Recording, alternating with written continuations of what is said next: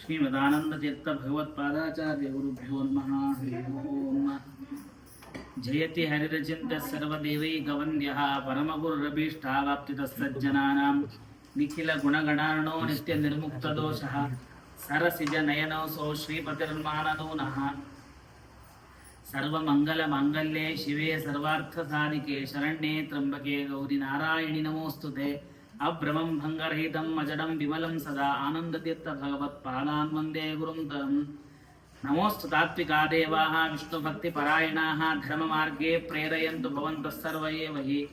नौमिन्यायसुधारिकृज्जयमुनीन् श्रीपादराट् सन्मणीन् व्यासार्यान् विविधागमद्दिव्यारान् श्रीवादिराजानपीन् वन्दे हंसवराण्डवोत्तमगुरून् वैदग्ध्यवारानिधिं श्रीसत्यव्रतराघवेन्द्रमुनिपान् सद्बोधसध्यानपान् विद्यायां विबुधाचार्यं वेदज्ञानाब्धिचन्द्रं दुर्मतध्वान्तमार्ताण्डं सत्यध्यानमुनिं भजे।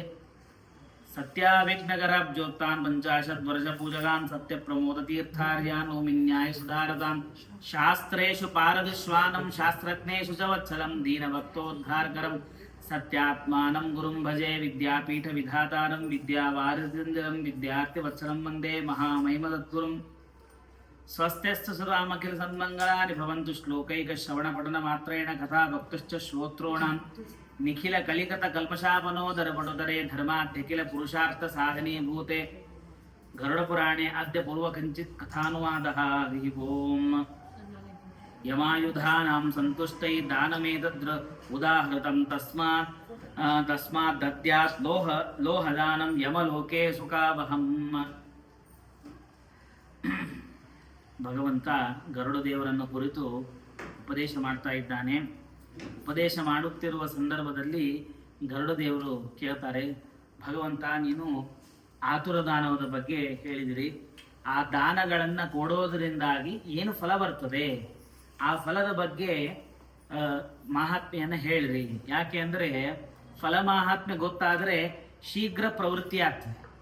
ನಾವು ಮೊದಲಿಗೆ ನೋಡೋದೇನು ಅಂತಂದ್ರೆ ಎಷ್ಟು ಫಲ ಬರ್ತದೆ, ಎಷ್ಟು ಪರ್ಸೆಂಟೇಜ್ ಕೊಡ್ತಾರೆ, ಏನು ಮಾಡ್ತಾರೆ ಅಂತ ಆ ಫಲದ ಜಿಜ್ಞಾಸ ಮನುಷ್ಯನಿಗೆ ಇರ್ತದೆ. ಹಾಗಾಗಿ ಮನುಷ್ಯರ ಈ ಪ್ರವೃತ್ತಿ ಆಗಬೇಕು ದಾನಾದಿಗಳಲ್ಲಿ ಅನ್ನೋ ಕಾರಣಕ್ಕಾಗಿ ಆ ಫಲದ ಮಹಾತ್ಮೆಯನ್ನು ಹೇಳ್ತಾ ಇದ್ದಾರೆ. ಕ್ಷಪಣವನ್ನ ದಾನ ಕೊಟ್ರೆ ಆಗ ಯಮಾಯುಧಾನಾಂ ಸಂತುಷ್ಟೇ ದಾನಮೇತತ್ ಉದಾಹೃತಂ. ಯಮದೇವರ ಅನೇಕ ಆಯುಧಗಳಿವೆ. ಆ ಆಯುಧಗಳನ್ನು ತೆಗೆದುಕೊಂಡು ಆ ಜೀವಿಗೆ, ಪಾಪ ಮಾಡಿದ ಜೀವಿಗೆ ತ್ರಾಸ ಕೊಡೋದಿಲ್ಲ. ಯಾವಾಗ ಅವನನ್ನು ಕುರಿತು ಶ್ರಾದ್ದ ಮಾಡಿದ ಮೇಲೆ ಲೋಹದಾನವನ್ನು ಮಾಡಿದರೆ ತಸ್ಮಾತ್ ಲೋಹದಾನಂ ಯಮಲೋಕೆ ಸುಖಾವಹಂ, ಯಮಲೋಕದಲ್ಲಿ ಸುಖವಾಗಿ ಹೋಗ್ತಾನೆ. ಅನೇಕ ದೂತರಿಗೆ ಸಂತೋಷಕರವಾದದ್ದು ಲೋಹದಾನ ಅಂತ ಆ ಲೋಹದಾನದ ಬಗ್ಗೆ ಹೇಳಿ, ಬ್ರಹ್ಮಾದ್ಯಾಹ ಋಷಯೋ ದೇವಾಹ ಧರ್ಮರಾಜ ಸಭಾಸದಾಹ ಸ್ವರ್ಣದಾನೇನ ಸಂತುಷ್ಟಾಹ ಭವಂತಿ ವರದಾಯಕಾಹ. ಬಂಗಾರದಾನದ ಬಗ್ಗೆ ಹೇಳ್ತಾರೆ. ಸುವರ್ಣದಾನ ಮಾಡೋದ್ರಿಂದಾಗಿ ಎಲ್ಲ ಬ್ರಹ್ಮಾದಿ ದೇವತೆಗಳು, ಋಷಿಗಳು ಮತ್ತು ಯಮಧರ್ಮರಾಜ ಎಲ್ಲರೂ ಸಂತುಷ್ಟರಾಗ್ತಾರೆ. ಆದ್ದರಿಂದ ಸುವರ್ಣದಾನವನ್ನು ಮಾಡಬೇಕು. ತಸ್ಮಾತ್ ದೇಯಂ ಸುವರ್ಣದಾನಂ ಪ್ರೇತೋದ್ಧರಣ ಹೇತವೇ. ಆ ಪ್ರೇತನಿಗೆ ತೃಪ್ತಿಯಾಗಬೇಕಾದ್ರೆ ಮಾಡಬೇಕು. ಕಾರ್ಪಾಸ ದಾನವನ್ನು ಮಾಡಬೇಕು, ಅಂದ್ರೆ ಹತ್ತಿ ದಾನವನ್ನು ಮಾಡಬೇಕು. ಮಾಡೋದ್ರಿಂದ ಏನಾಗ್ತದೆ ಅಂತಂದ್ರೆ ದೂತೇಭ್ಯೋನ ಭಯಂ ಭವೇ. ದೂತಗಳನ್ನು, ಯಮದೂತರಿಂದ ಆ ಜೀವಿಗೆ ಅವರನ್ನು ನೋಡಿದಾಗ ಭಯ ಆಗೋದಿಲ್ಲ. ಲವಣದಾನ ಮಾಡೋದ್ರಿಂದ ಯಮದೇವರನ್ನು ನೋಡಿ ಭಯ ಆಗೋದಿಲ್ಲ. ಚಿತ್ತಗುಪ್ತರು ನೋಡಿದಾಗ ಭಯ ಆಗೋದಿಲ್ಲ ಅಂತ ಹೇಳಿ ಸಪ್ತಧಾನ್ಯದ ಬಗ್ಗೆ ಹೇಳ್ತಾರೆ. ಸಪ್ತಧಾನ್ಯ ವ್ರೀಹಿ, ಯವ, ಗೋಧೂಮ, ಮಾಷ, ಪ್ರಿಯಂಗವ, ಚಣಕ, ಹೀಗೆ ಸಪ್ತಧಾನ್ಯಗಳು. ಆ ಧಾನ್ಯಗಳನ್ನ ಬ್ರಾಹ್ಮಣರಿಗೆ, ಶಾಸ್ತ್ರವನ್ನು ಅಧ್ಯಯನ ಮಾಡಿದ ಯೋಗ್ಯರಾದ ಬ್ರಾಹ್ಮಣರಿಗೆ ಧಾನ್ಯವನ್ನ ದಾನವನ್ನಾಗಿ ಕೊಡಬೇಕು. ಕೊಡೋದ್ರಿಂದಾಗಿ ಆಗ ಉತ್ತಮವಾದ ಸದ್ಗತಿ ಆಗ್ತದೆ ಅಂತ ಹೇಳಿ ಭೂದಾನದ ಬಗ್ಗೆ ಹೇಳ್ತಾರೆ. ಭೂದಾನ ಎಲ್ಲ ದಾನಗಳಲ್ಲಿ ಬಹಳ ಶ್ರೇಷ್ಠವಾದಂತಹದ್ದು ಭೂದಾನ ಅಂತ. ಎಷ್ಟು ಭೂದಾನ ಮಾಡಬೇಕು ಅಂತಂದ್ರೆ ಅದಕ್ಕೊಂದು ಪ್ರಮಾಣವನ್ನೇ ಹೇಳ್ತಾರೆ.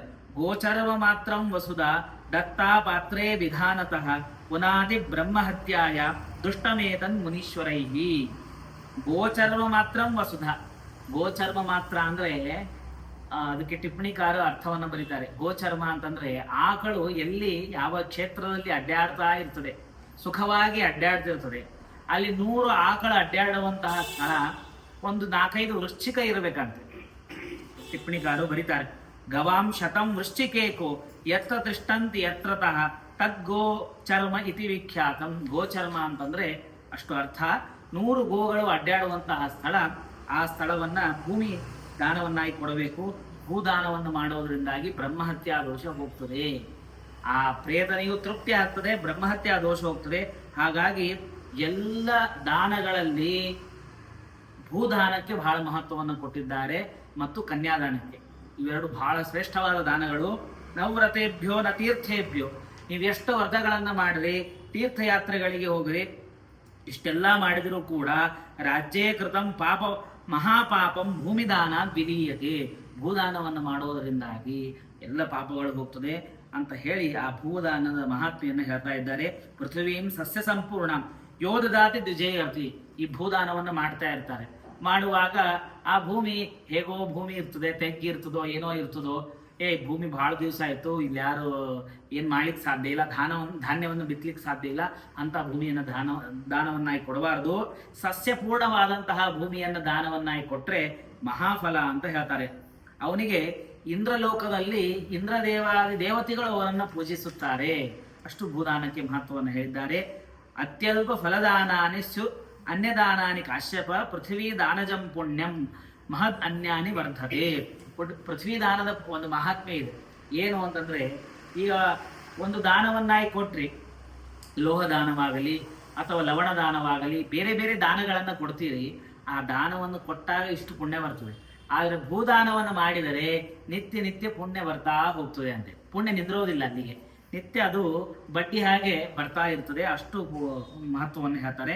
ತಸ್ಮಾತ್ ಭೂಮೀಶ್ವರೋ ಭೂಮಿದಾನೇನ ಪ್ರದಾಯದೆ ಅನ್ಯೇಷಾಂ ಭೂಮಿ ದಾನಾರ್ಥಂ ಗೋದಾನಂ ಕಥಿತಂ ಮಯ. ಅದು ಗರುಡದೇವರು ಕೇಳ್ತಾರೆ. ಹಾಗಾದ್ರೆ ಎಲ್ಲರ ಮನುಷ್ಯರಲ್ಲಿ ಅಷ್ಟು ಭೂಮಿ ಇರೋದಿಲ್ಲ, ಮತ್ತೆ ಏನು ಅವರು ಭೂದಾನವನ್ನು ಮಾಡದೇ ಇದ್ರೆ ಹೇಗೆ ಅಂತಂತಂದ್ರೆ, ಭೂಮಿ ದಾನಿಯನ್ನು ಕೊಡ್ಲಿಕ್ಕಾಗದೇ ಇದ್ರೆ ಗೋದಾನವನ್ನು ಮಾಡಬೇಕು. ಆ ಗೋದಾನವನ್ನು ಮಾಡಿದ್ರೆ ಸಾಕು. ಅಥವಾ ಅಂತರ್ಧೇನ್ವಾಹ ವೃದ್ಧೇನು ಪ್ರದಾಪಯೇತ್. ಇಷ್ಟಾದ ಮೇಲೆ ಆ ಗರುಡದೇವರು ಕೇಳ್ತಾರೆ, ಹಾಗಾದ್ರೆ ಗೋದಾನದ ಮಹತ್ವೆಯನ್ನ ಹೇಳಿ ಅಂತ ಹೇಳಿದಾಗ ಅದಕ್ಕೆ ಹೇಳ್ತಾರೆ, ಗೋದಾನದಲ್ಲಿ ಅನೇಕ ವಿಧ ಗೋದಾನಗಳಿವೆ. ಒಂದು ಅಂತರ್ಧೇನು ಗೋದಾನ, ರುದ್ರಧೇನು ಗೋದಾನ, ಋಣಧೇನು ಗೋದಾನ, ಮೋಕ್ಷಧೇನು ಗೋದಾನ ಅಂತ 4-5 ತರ ಗೋದಾನಗಳು. ಈ ಎಲ್ಲ ಗೋದಾನಗಳನ್ನ ಮಾಡಬೇಕು.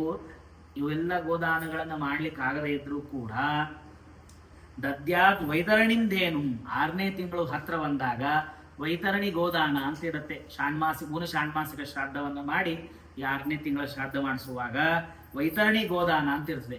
ಯಾಕೆಂದ್ರೆ ಎಲ್ಲ ಪಾಪಿಗಳು ಕೂಡ ವೈತರಣಿ ನದಿಯನ್ನ ಪ್ರವೇಶ ಮಾಡ್ತಾರೆ. ಅತಿಯಾದ ಪಾಪಗಳನ್ನು ಮಾಡಿದ್ದರೆ ವೈತರಣಿಯಲ್ಲಿ ಪ್ರವೇಶ ಇದೆ ಅಂತ ಹಿಂದೆ ಬಂದಿತ್ತು.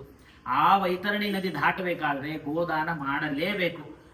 ಅಂದ್ರೆ ಇದಕ್ಕೆ ಆಪ್ಷನ್ ಇಲ್ಲ. ಗೋದಾನ ಸುವರ್ಣದಾನ ನಿಮಗೆ ಮಾಡ್ಲಿಕ್ಕೆ ಆಗದೇ ಇದ್ರೆ ಚಿಂತೆ ಇಲ್ಲ, ನಿಮ್ ಕೈಲಿ ಎಷ್ಟಾಗ್ತದೆ ದಕ್ಷಿಣ ಕೊಡಬಹುದು. ಆದ್ರೆ ಗೋದಾನ, ಈ ವೈತರಣಿ ಗೋದಾನ ವಿಶೇಷವಾಗಿ ಮಾಡಲೇಬೇಕು ಅಂತ ಹೇಳ್ತಾರೆ. ತಾರಯಂತಿ ನರಂ ಗಾವಹ ತ್ರಿವಿಧಾಶ್ಚೈವ ಪಾತಕಾನ್. ಎಲ್ಲ ಪಾಪಗಳನ್ನ ಪರಿಹಾರ ಮಾಡುವ ಶಕ್ತಿ ಈ ಗೋದಾನಕ್ಕೆ ಇದೆ. ಬಾಲ್ಯತ್ವೇ ಯಚ್ಚ ಕೌಮಾರೇ ಯತ್ ಪಾಪಂ. ಏನ್ ಮಾಡ್ತದೆ ಈ ಗೋದಾನ? ಈ ಗೋದಾನವನ್ನ ಹೇಗೆ ಮಾಡಬೇಕು, ಏನೇನು ಮಾಡೋದ್ರಿಂದ ಯಾವ ಯಾವ ಪಾಪಗಳನ್ನ ಈ ಗೋದಾನ ಪರಿಹಾರ ಮಾಡುತ್ತದೆ ಅಂತ ಅನ್ನೋದನ್ನ ಸ್ವಲ್ಪ ವಿಸ್ತಾರವಾಗಿ ಹೇಳ್ತಾರೆ. ಬಾಲ್ಯತ್ವೆ, ಬಾಲ್ಯದಲ್ಲಿ ಇದ್ದಾಗ ಏನು ಪಾಪವನ್ನ ಮಾಡ್ತಾನೆ, ಕೌಮಾರ ಅವಸ್ಥಾದಲ್ಲಿ ತಾನು ಇಷ್ಟೆಷ್ಟು ಪಾಪಗಳನ್ನು ಮಾಡ್ತಾನೆ, ಯೌವನಾವಸ್ಥಾದಲ್ಲಿ ಮಾಡುವ ಪಾಪಗಳು, ತಾನು ದೊಡ್ಡವನಾದ ಮೇಲೆ ತನಗೆ ಯಾರು ಹೇಳೋರಿರೋದಿಲ್ಲ, ಆಗ ಅಧಿಕವಾಗಿ ತಾನು ಪಾಪವನ್ನು ಮಾಡ್ತಾನೆ. ಆ ಎಲ್ಲ ಪಾಪಗಳು ಕೂಡ ನಿಶಾಯಾಮ್ ತಥಾ, ರಾತ್ರಿ ಮಾಡಿದ, ಬೆಳಗ್ಗೆ ಮಾಡಿದ, ಸೂರ್ಯಾಸ್ತ ಸಮಯದಲ್ಲಿ ಮಾಡಿದ, ಸಂಧ್ಯಯೋ ಯತ್ಕೃತಂ ಪಾಪ, ಸಂಧಿಕಾಲದಲ್ಲಿ, ಬೆಳಗ್ಗೆ ಅರುಣೋದಯ ಸೂರ್ಯೋದಯ ಮಧ್ಯದಲ್ಲಿ ಅಥವಾ ಸೂರ್ಯೋದಯ ಸೂರ್ಯಾಸ್ತಗಳ ಮಧ್ಯದಲ್ಲಿ ಇರುವಂತಹ ಸಮಯದಲ್ಲಿ ಯಾವ ಪಾಪವನ್ನ ಮಾಡ್ತಾನೆ, ಕಾಯೇನ ಮನಸಾಗಿರ, ಮಾತಿನಿಂದ ಪಾಪವನ್ನ ಮಾಡಬಹುದು, ದೇಹದಿಂದ ಮಾಡಬಹುದು. ಹೀಗೆ ಎಲ್ಲ ಪಾಪಗಳನ್ನು ಕೂಡ ಈ ಗೋದಾನ ಪರಿಹಾರ ಮಾಡ್ತದೆ. ದತ್ವಾ ದೇನಂ ಸಕೃದ್ವಾಪಿ ಕಪಿಲಾಂ ಕ್ಷೀರ ಸಂಯುತಾಂ. ಆಕಳಗಳ ಹಾಲನ್ನು ಕೊಡುವಂತಹ ಆಕಳು, ದಷ್ಟಪುಷ್ಟ ಆದ ಕಪಿಲಾ ಗೋವನ್ನು ದಾನ ಮಾಡಬೇಕು. ಅದು ಶ್ರೇಷ್ಠವಾದಂತಹ ಆಕಳು. ಆ ಆಕಳುಗಳ ಲಕ್ಷಣವನ್ನ ಹೇಳಿದ್ದಾರೆ. ಇಂತಹ ಆಕಳಿರಬೇಕು. ಅದಕ್ಕೆ ಕೆಂಪಾದಂತಹ ವಸ್ತ್ರವನ್ನು ಹೊಚ್ಚಿಸಿ ಪೂಜೆಯನ್ನೆಲ್ಲ ಮಾಡಿ ಆ ಗೋದಾನವನ್ನು ಮಾಡಬೇಕು ಅಂತ. ಬ್ರಾಹ್ಮಣೋ ವೇದ ವಿದುಷೇ ಸರ್ವ ಪಾಪೈ ಪ್ರಮುಚ್ಯತೆ ಉದ್ಧರೇ ಅಂತಕಾಲೇ ಸ ದಾತಾರಂ ಪಾಪ ಸಂಚಯಾತ್. ಒಳ್ಳೆ ಶಾಸ್ತ್ರವನ್ನು ಅಧ್ಯಯನ ಮಾಡಿದಂಥ ವೇದ ವಿದುಷೇ, ವೇದಜ್ಞಾನವನ್ನು ಮಾಡಿಕೊಂಡಂತಹ ಬ್ರಾಹ್ಮಣರಿಗೆ ಆ ಗೋದಾನವನ್ನು ಮಾಡೋದ್ರಿಂದ ಎಲ್ಲ ಪಾಪಗಳು ಪರಿಹಾರ ಆಗ್ತದೆ. ಏಕಾಗೌಹು ಸ್ವಸ್ಥಚಿತ್ತಸ್ಯ ಖ್ಯಾತುರಸ್ಯ ಚ ಗೌಶತಂ ಸಹಸ್ರಂ ಮ್ರಿಯಮಾಣಸ್ಯ ದತ್ತಂ ಚಿತ್ತ ವಿವರ್ಜಿತಂ. ಆ ಗೋದಾನದ ಬಗ್ಗೆ ಹೇಳ್ತಾರೆ. ಏನು ಅಂತಂದ್ರೆ, ಒಂದು ಗೋದಾನವನ್ನ ನೀವು ಯಾರೇ ವ್ಯಕ್ತಿ ಪುರುಷ ತಾನು ಬದುಕಿದ್ದಾಗ ಗೋದಾನವನ್ನ ಮಾಡಿದರೆ ಅದು ಕೋಟಿ ಪಟ್ಟು ಪುಣ್ಯವನ್ನ ಕೊಡ್ತದೆ. ಏಕಾಗೌ ಸ್ವಸ್ಥಚಿತ್ತಸ್ಯ ಆತುರಸ್ಯ ಚ ಗೌಶತಂ. ಅದೇ ಒಬ್ಬ ಬದುಕಿದ್ದಾಗ ಏನು ಪುಣ್ಯ ಬರ್ತದಲ್ಲ, ಆ ಪುಣ್ಯ ಅವನು ಆತುರ ದಾನ ಮಾಡುವಾಗ, ಮರಣ ಸಮಯದಲ್ಲಿ ದಾನ ಏನು ಮಾಡ್ತಾರೋ ಹಾಗೆ 100 ಗೋದಾನ ಮಾಡಬೇಕಂತ. ಅಂದ್ರೆ ಬದುಕಿದ್ದಾಗ ಗೋದಾನ ಮಾಡಿದರೆ ಬಹಳ ಪುಣ್ಯ ಅಂತ ಈ ಶ್ಲೋಕದ ಅರ್ಥ. ಸಹಸ್ರಂ ಮ್ರಿಯಮಾಣಸ್ಯ, ಮರಣ ಹೊಂದಿದವನು 1000 ಗೋದಾನವನ್ನು ಮಾಡಬೇಕು. ಪಾತ್ರೇ ದತ್ತಂಚ ಯದ್ದಾನಂ ತಲ್ಲಕ್ಷ ಗುಣಿತಂ ಭವೇತ್. ಯಾರು ಜ್ಞಾನಿಗಳಿದ್ದಾರೋ ಅವರಿಗೆ ಗೋದಾನವನ್ನು ಮಾಡಬೇಕು. ಶ್ರೀಮದಾಚಾರ್ಯರ ಕಥೆಯಲ್ಲಿ ಬರ್ತದೆ. ಏನು ಅಂತಂದ್ರೆ, ಅವರ ಪೂರ್ವಾಶ್ರಮದ ಹೆಸರು ವಾಸುದೇವ ಅಂತ. ಆ ಶ್ರೀಮದಾಚಾರ್ಯರಿಗೆ ಹಾಲನ್ನು ಕೊಡಿಸ್ಬೇಕು. ಅದಕ್ಕಾಗಿ ಆಕಳು ಇರೋದಿಲ್ಲ ಮದ್ದಿಗೆ ಒಟ್ಟರಲ್ಲಿ. ಆಗ ಒಬ್ಬ ಬ್ರಾಹ್ಮಣ ಗೋದಾನವನ್ನು ಮಾಡ್ತಾನೆ. ಸೊ ಗೋದಾನದ ಅರ್ಥ ಏನು ಅಂತಂದ್ರೆ, ಯಾವುದೇ ದಾನ ಯಾರಿಗೆ ಯಾವುದು ಅನುಕೂಲವಾಗಿದೆ, ಯಾರಿಗೆ ಯಾವುದು ಬೇಕಾಗಿದೆಯೋ ಅದನ್ನ ಅವರಿಗೆ ಗೋದಾನವನ್ನು ಮಾಡಬೇಕು. ದಾನ ಮಾಡುವ ಅಭಿಪ್ರಾಯ ಇಷ್ಟೇ. ವೈಶಾಖ ಮಾಸ ಇದೆ, ವೈಶಾಖ ಮಾಸದಲ್ಲಿ ಅವರಿಗೆ ಬಿಸಿ ಆಗುವಂತಹ ವಸ್ತುಗಳನ್ನು ದಾನ ಮಾಡಬಾರ್ದು. ತಂಪದಾದಂತಹ ಚಪ್ಪಲಿ ಆಗಲಿ, ಛತ್ರಿ ಆಗಲಿ, ಬೀಸಣಿಕೆ ಆಗಲಿ, ಇಂಥವು ದಾನವನ್ನು ಮಾಡಬೇಕು. ಅಂದ್ರೆ ಕಾಲಕ್ಕೆ ಅನುಕೂಲವಾಗಿ ಗೋದಾನವನ್ನು ಮಾಡಬೇಕು. ಮತ್ತು ಪಾತ್ರೇ ದತ್ತಂಚ, ಪಾತ್ರ ಯಾರಿಗೆ ಯಾವುದು ಅಪೇಕ್ಷಿತವಾಗಿದೆಯೋ, ಯಾರಿಗೆ ಯಾವುದು ಬೇಕಾಗಿದೆಯೋ ಅದನ್ನು ಅವರಿಗೆ ದಾನವನ್ನಾಗಿ ಕೊಡಬೇಕು. ಆಗ ಅದು ಅನಂತ ಪಟ್ಟು ಪುಣ್ಯವನ್ನು ಕೊಡ್ತದೆ. ದಾನಂ ಧ್ರುವಂ ಫಲತಿ ಪಾತ್ರ ಗುಣಾನುಕೂಲ್ಯ. ದಾನಂ ಧ್ರುವಂ, ನೀವು ಕೊಡುವಂತಹ ದಾನ ಯಾವಾಗ ಉತ್ತಮವಾದ ಫಲವನ್ನು ಕೊಡ್ತದೆ ಅಂತಂದ್ರೆ, ಎದುರಿಗೆ ಯಾರು ದಾನವನ್ನು ಇಸ್ಕೊಳ್ತಾರಲ್ಲ ಅವರು ಬಹಳಷ್ಟು ಪುಣ್ಯವನ್ನು ಮಾಡಿರಬೇಕು, ಸಾಧನೆಗಳನ್ನು ಮಾಡಿರಬೇಕು.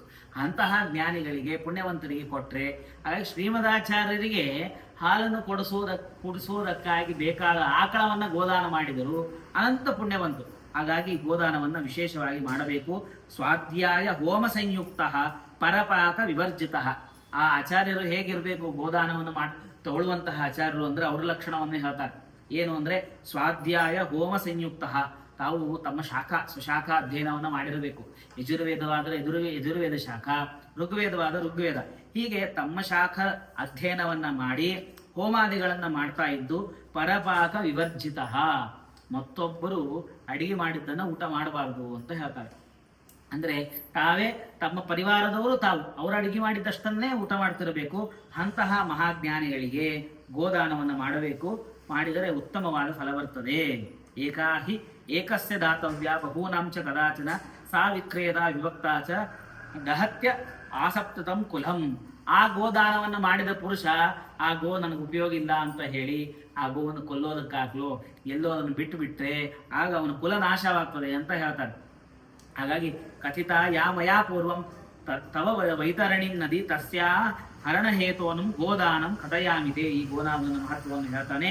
ಕೃಷ್ಣ ವಸ್ತ್ರ ಯುಗಚ್ಛೇಷ್ಟಂ, ಕಪ್ಪದಾದಂತಹ ವಸ್ತ್ರದಿಂದ ಕೂಡಿದ, ಕಂಠಕ್ಕೆ ಘಂಟಿಯನ್ನ ಕಟ್ಟಿರುವಂತಹ ಕಾರ್ಪಾಸ ವಸ್ತ್ರವನ್ನ ಹೊಚ್ಚಿಸಿ ಆ ಗೋದಾನವನ್ನು ಮಾಡಬೇಕು. ಗರ್ತಂ ವಿಧಾಯ ಸಜಲಂ ಕೃತ್ವಾ ತಸ್ಮಿನ್ ಕ್ಷಿಪೇತ್ ನರೀಂ. ಅಂದ್ರೆ ನೀರು ಕೊಟ್ಟು, ಹುಲ್ಲನ್ನು ಕೊಟ್ಟು, ಅರ್ಶನ ಕುಂಕುಮಗಳಿಂದ ಪೂಜೆಯನ್ನ ಮಾಡಿ, ಸಾಲಂಕೃತಾನಿ ವಸ್ತ್ರಾಣಿ ಬ್ರಾಹ್ಮಣಾಯ ಪ್ರಕಲ್ಪಯೇ, ಕೊಡುವಕ್ಕಿಂತ ಪೂರ್ವದಲ್ಲಿ ಪ್ರದಕ್ಷಿಣೆ ನಮಸ್ಕಾರಗಳನ್ನು ಹಾಕಬೇಕು. ಯಾಕೆ ಅಂತಂದ್ರೆ ಆ ಗೋವಿನಲ್ಲಿ 33 ಕೋಟಿ ದೇವತೆಗಳಿರ್ತಾರೆ. ಮತ್ತೆ ಮುಂದೆ ಬರ್ತದೆ ಲಕ್ಷ್ಮೀ ದೇವಿಯ ವಿಶೇಷ ಸನ್ನಿಧಾನ ಗೋವಿನಲ್ಲಿ ಇರ್ತದೆ. ಹಾಗಾಗಿ ಗೋ ಪೃಷ್ಠದಲ್ಲಿ ಪೂಜೆ, ಹಿಂದಿನ ಭಾಗದಲ್ಲಿ ಪೂಜೆಯನ್ನು ವಿಶೇಷವಾಗಿ ಮಾಡ್ತಾರೆ. ಪುಚ್ಛಂ ಸಂಗ್ರಹ್ಯ ಧೇನೋಸ್ತು ನಾವಮಾಶ್ರಿತ್ಯ ಬಾಂತಹ. ಆ ಗೋದಾನವನ್ನು ಮಾಡುವಾಗ ಪುಚ್ಛವನ್ನ ಹಿಡಿದು ಅರ್ಘ್ಯವನ್ನ ಕೊಡಬೇಕಲ್ಲಿ. ಅಲ್ಲೆಲ್ಲ ದೇವತೆಗಳಿರ್ತಾರೆ. ಎಲ್ಲ ದೇವತೆಗಳನ್ನ ಆವಾಹನ ಮಾಡಿ ಅಲ್ಲಿ ಅರ್ಘ್ಯಾದಿಗಳನ್ನು ಕೊಟ್ಟು ಪ್ರದಕ್ಷಿಣೆ ನಮಸ್ಕಾರವನ್ನು ಹಾಕಿ ವಸ್ತ್ರವನ್ನ ಹೊಚ್ಚಿಸಿ ಗೋದಾನವನ್ನು ಕೊಡುವಾಗ ಆ ಗೋವಿಗೆ ಪ್ರಾರ್ಥನೆಯನ್ನ ಮಾಡಬೇಕು. ಏನ್ ಮಾಡಬೇಕು? ಭವಸಾಗರ ಮಗ್ನಾನಾಂ ಶೋಕತಾಪೋ ನಿಮಿರ್ದಿಖಾಂ ತ್ರಾತಾತ್ವಂ ಹಿ ಜಗನ್ನಾಥ ಶರಣಾಗತ ವತ್ಸಲ ವಿಷ್ಣು ರೂಪ ದ್ವಿಜಶ್ರೇಷ್ಠ ಮಾಮುದ್ದರ ಮಹೀಸುರ ಸದಕ್ಷಿಣಾಂ ಮಯಾ ದತ್ತಾಂ ತುಭ್ಯಂ ವೈತರಣೀಂ ನಮಃ. ನೀನು ಭಗವಂತನ ಸ್ವರೂಪವುಳ್ಳವಳು, ಹಾಗಾಗಿ ದಕ್ಷಿಣೆಯಿಂದ ಸಹಿತವಾಗಿ ಈ ಗೋವನ್ನು ದಾನವನ್ನಾಗಿ ಕೊಡ್ತಾ ಇದ್ದೇವೆ. ವೈತರಣಿಯನ್ನ, ನದಿಯನ್ನು ದಾಟಿಸಬೇಕು, ಅನುಗ್ರಹವನ್ನ ಮಾಡಬೇಕು. ಆ ಗೋದಾನದ ಬಗ್ಗೆ ಇನ್ನು ವಿಶೇಷವಾಗಿ ಹೇಳ್ತಾರೆ. ಗಾವೋಮೆ ಅಗ್ರತಸ್ಸಂತು, ಹೋಗುವಾಗ ಆ ಗೋವಿನ ಬಗ್ಗೆ ಅನುಸಂಧಾನ ಹೇಳ್ತಾರೆ. ಗಾವೋಮೆ ಅಗ್ರತಸ್ಸಂತು, ನಮ್ಮ ಎದುರಿಗೆ ಆಕಳ ಇದೆ, ನಮ್ಮ ಸುತ್ತಲೂ ಆಕಳ ಇದೆ. ಆ ಗಾವೋಮೆ ಹೃದಯಸ್ಸಂತು, ಹೃದಯದಲ್ಲಿ ಮನಸ್ಸಿನಲ್ಲಿ ಆಕಳ ಬಗ್ಗೆ ಧ್ಯಾನವನ್ನ ಮಾಡಬೇಕು. ಯಾಕೆ ಇಷ್ಟು ಆಕಳ ಬಗ್ಗೆ ಧ್ಯಾನ ಮಾಡಬೇಕು ಅಂದ್ರೆ, ಯಾ ಲಕ್ಷ್ಮೀ ಸರ್ವಭೂತಾನ ಯಾಚ ದೇವಿ ಪ್ರತಿಷ್ಠಿತ ಧೇನು ರೂಪೇಣ ಸಾ ದೇವಿ ಮಮ ಪಾಪಂ ವ್ಯಪೋಹತು.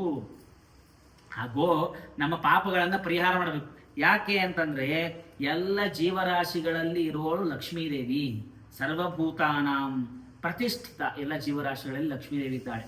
ಲಕ್ಷ್ಮೀದೇವಿ ಅಂತಂದ ಕೂಡಲೇ ಲಕ್ಷ್ಮೀದೇವಿಗೆ ಎಷ್ಟು ಶಕ್ತಿ ಅಂತಂದ್ರೆ, ವೇದಗಳು ಹೇಳ್ತದೆ, ಯಂ ಕಾಮಯೇತಂ ತಂ ಉಗ್ರಂ ಗೃಣೋಮಿ ತಂ ಬ್ರಹ್ಮಾಣಂ ತಂ ಋಷಿಂ ತಂ ಸುಮೇಧಾಂ.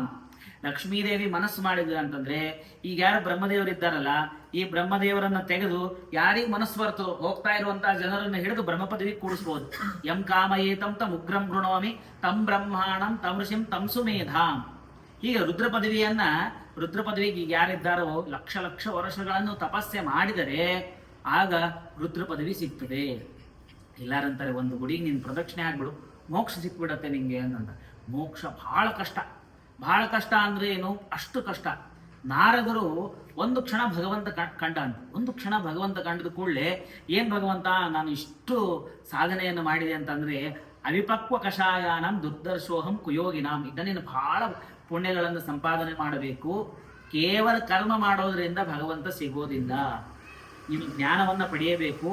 ಆ ಜ್ಞಾನವನ್ನ ಪಡೆದರೆ, ಅಲ್ಲೆಲ್ಲ ಹೇಳಿದ್ದಾರೆ, ಅನೇಕ ಸಾಧನೆಗಳನ್ನು ಮಾಡಿದವರು ಸತ್ಯಲೋಕಕ್ಕೆ ಹೋಗ್ತಾರೆ, ತಪೋಲೋಕಕ್ಕೆ ಹೋಗ್ತಾರೆ, ಆಮೇಲೆ ವೈಕುಂಠಕ್ಕೆ ಯಾರು ಹೋಗ್ತಾರೆ. ಆ ವೈಕುಂಠದಲ್ಲಿ ಇಷ್ಟು ಯುಗ ಯುಗ ತಪಸ್ಸು ಮಾಡಿದರೆ 6 ಮಾತ್ರ, ಸ್ವಲ್ಪ ಕ್ಷಣ ಅಗಳನ್ನ ಅಂದ್ರೆ ಮಾತ್ರ ಅ ಈ ಅಂತ ಮಾತ್ರಗಳೇನಿವೆಯೋ ಆ ಮಾತ್ರಗಳನ್ನು ಉಚ್ಚಾರ ಮಾಡಿದರೆ ಎಷ್ಟು ಸಮಯನೋ ಅಷ್ಟೇ ಸಮಯ ಭಗವಂತನ ದರ್ಶನ ಆಗ್ತದೆ.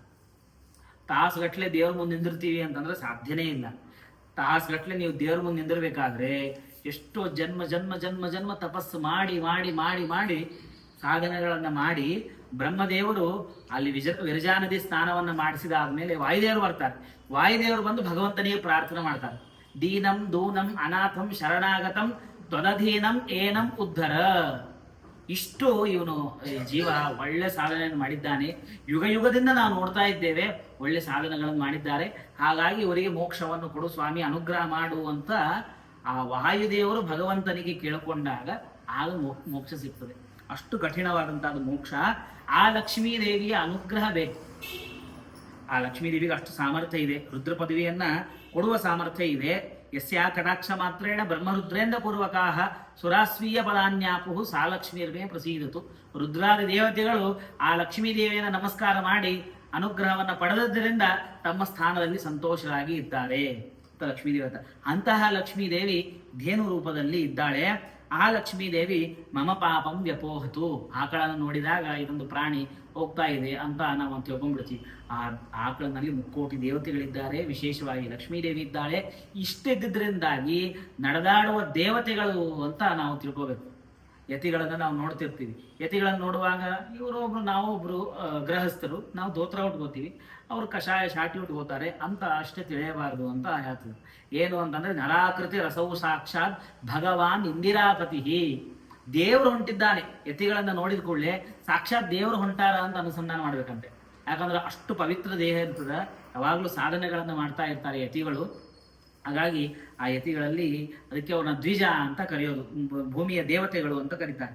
ಹೀಗಾಗಿ ಏವಂ ದದ್ಯಾದ್ ವಿಧಾನೇನ ಯೋಗವಾಂ ವೈತರಣಿಂ ಖಗ ಸಯಾತಿ ಧರ್ಮ ಮಾರ್ಗೇಣ ಯಮರಾಜ ಸಭಾಂತರೇ.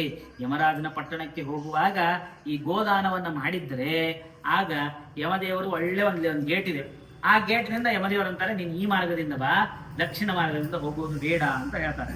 ಹೀಗೆ ಮತ್ತೆ ಅದರ ಬಗ್ಗೆ ಮಹಾತ್ಮೆಯನ್ನ ಹೇಳ್ತಾರೆ. ತಸ್ಮಾತ್ ಅವಶ್ಯಂ ದಾತವ್ಯಂ ಪುಣ್ಯಕಾಲೇಶು ಸರ್ವದಾ.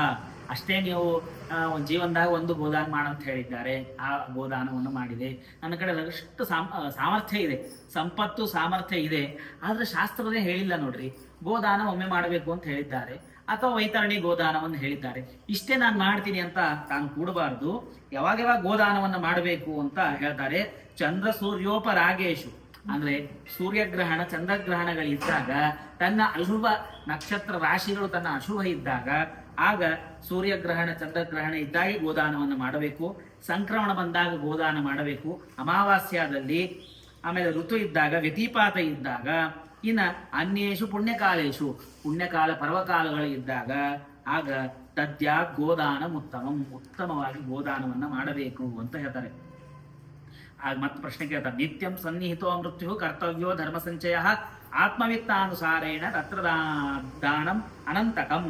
ಇಲ್ಲ, ನಮ್ಮ ಕಡೆ ಅಷ್ಟು ಕೊಡೋದಕ್ಕಾಗಿ ಏನು ದಾನ ಕೊಡೋದಕ್ಕಾಗಿ ಸಂಪತ್ತೇ ಇಲ್ಲ, ಗೋದಾನ ಮಾಡ್ಲಿಕ್ಕೂ ಸಂಪತ್ತಿಲ್ಲ, ಏನ್ ಮಾಡಬೇಕು ಅಂತಂದ್ರೆ ನಿನ್ನ ಕಡೆ ಎಷ್ಟು ಆಗುತ್ತೋ ಅಷ್ಟು ದಾನ ಮಾಡಿ ಇದು ಭಗವಂತನಿಗೆ ಸಮರ್ಪಣೆ ಅಂತ ಹೇಳಿದ್ರೆ ಸಾಕು.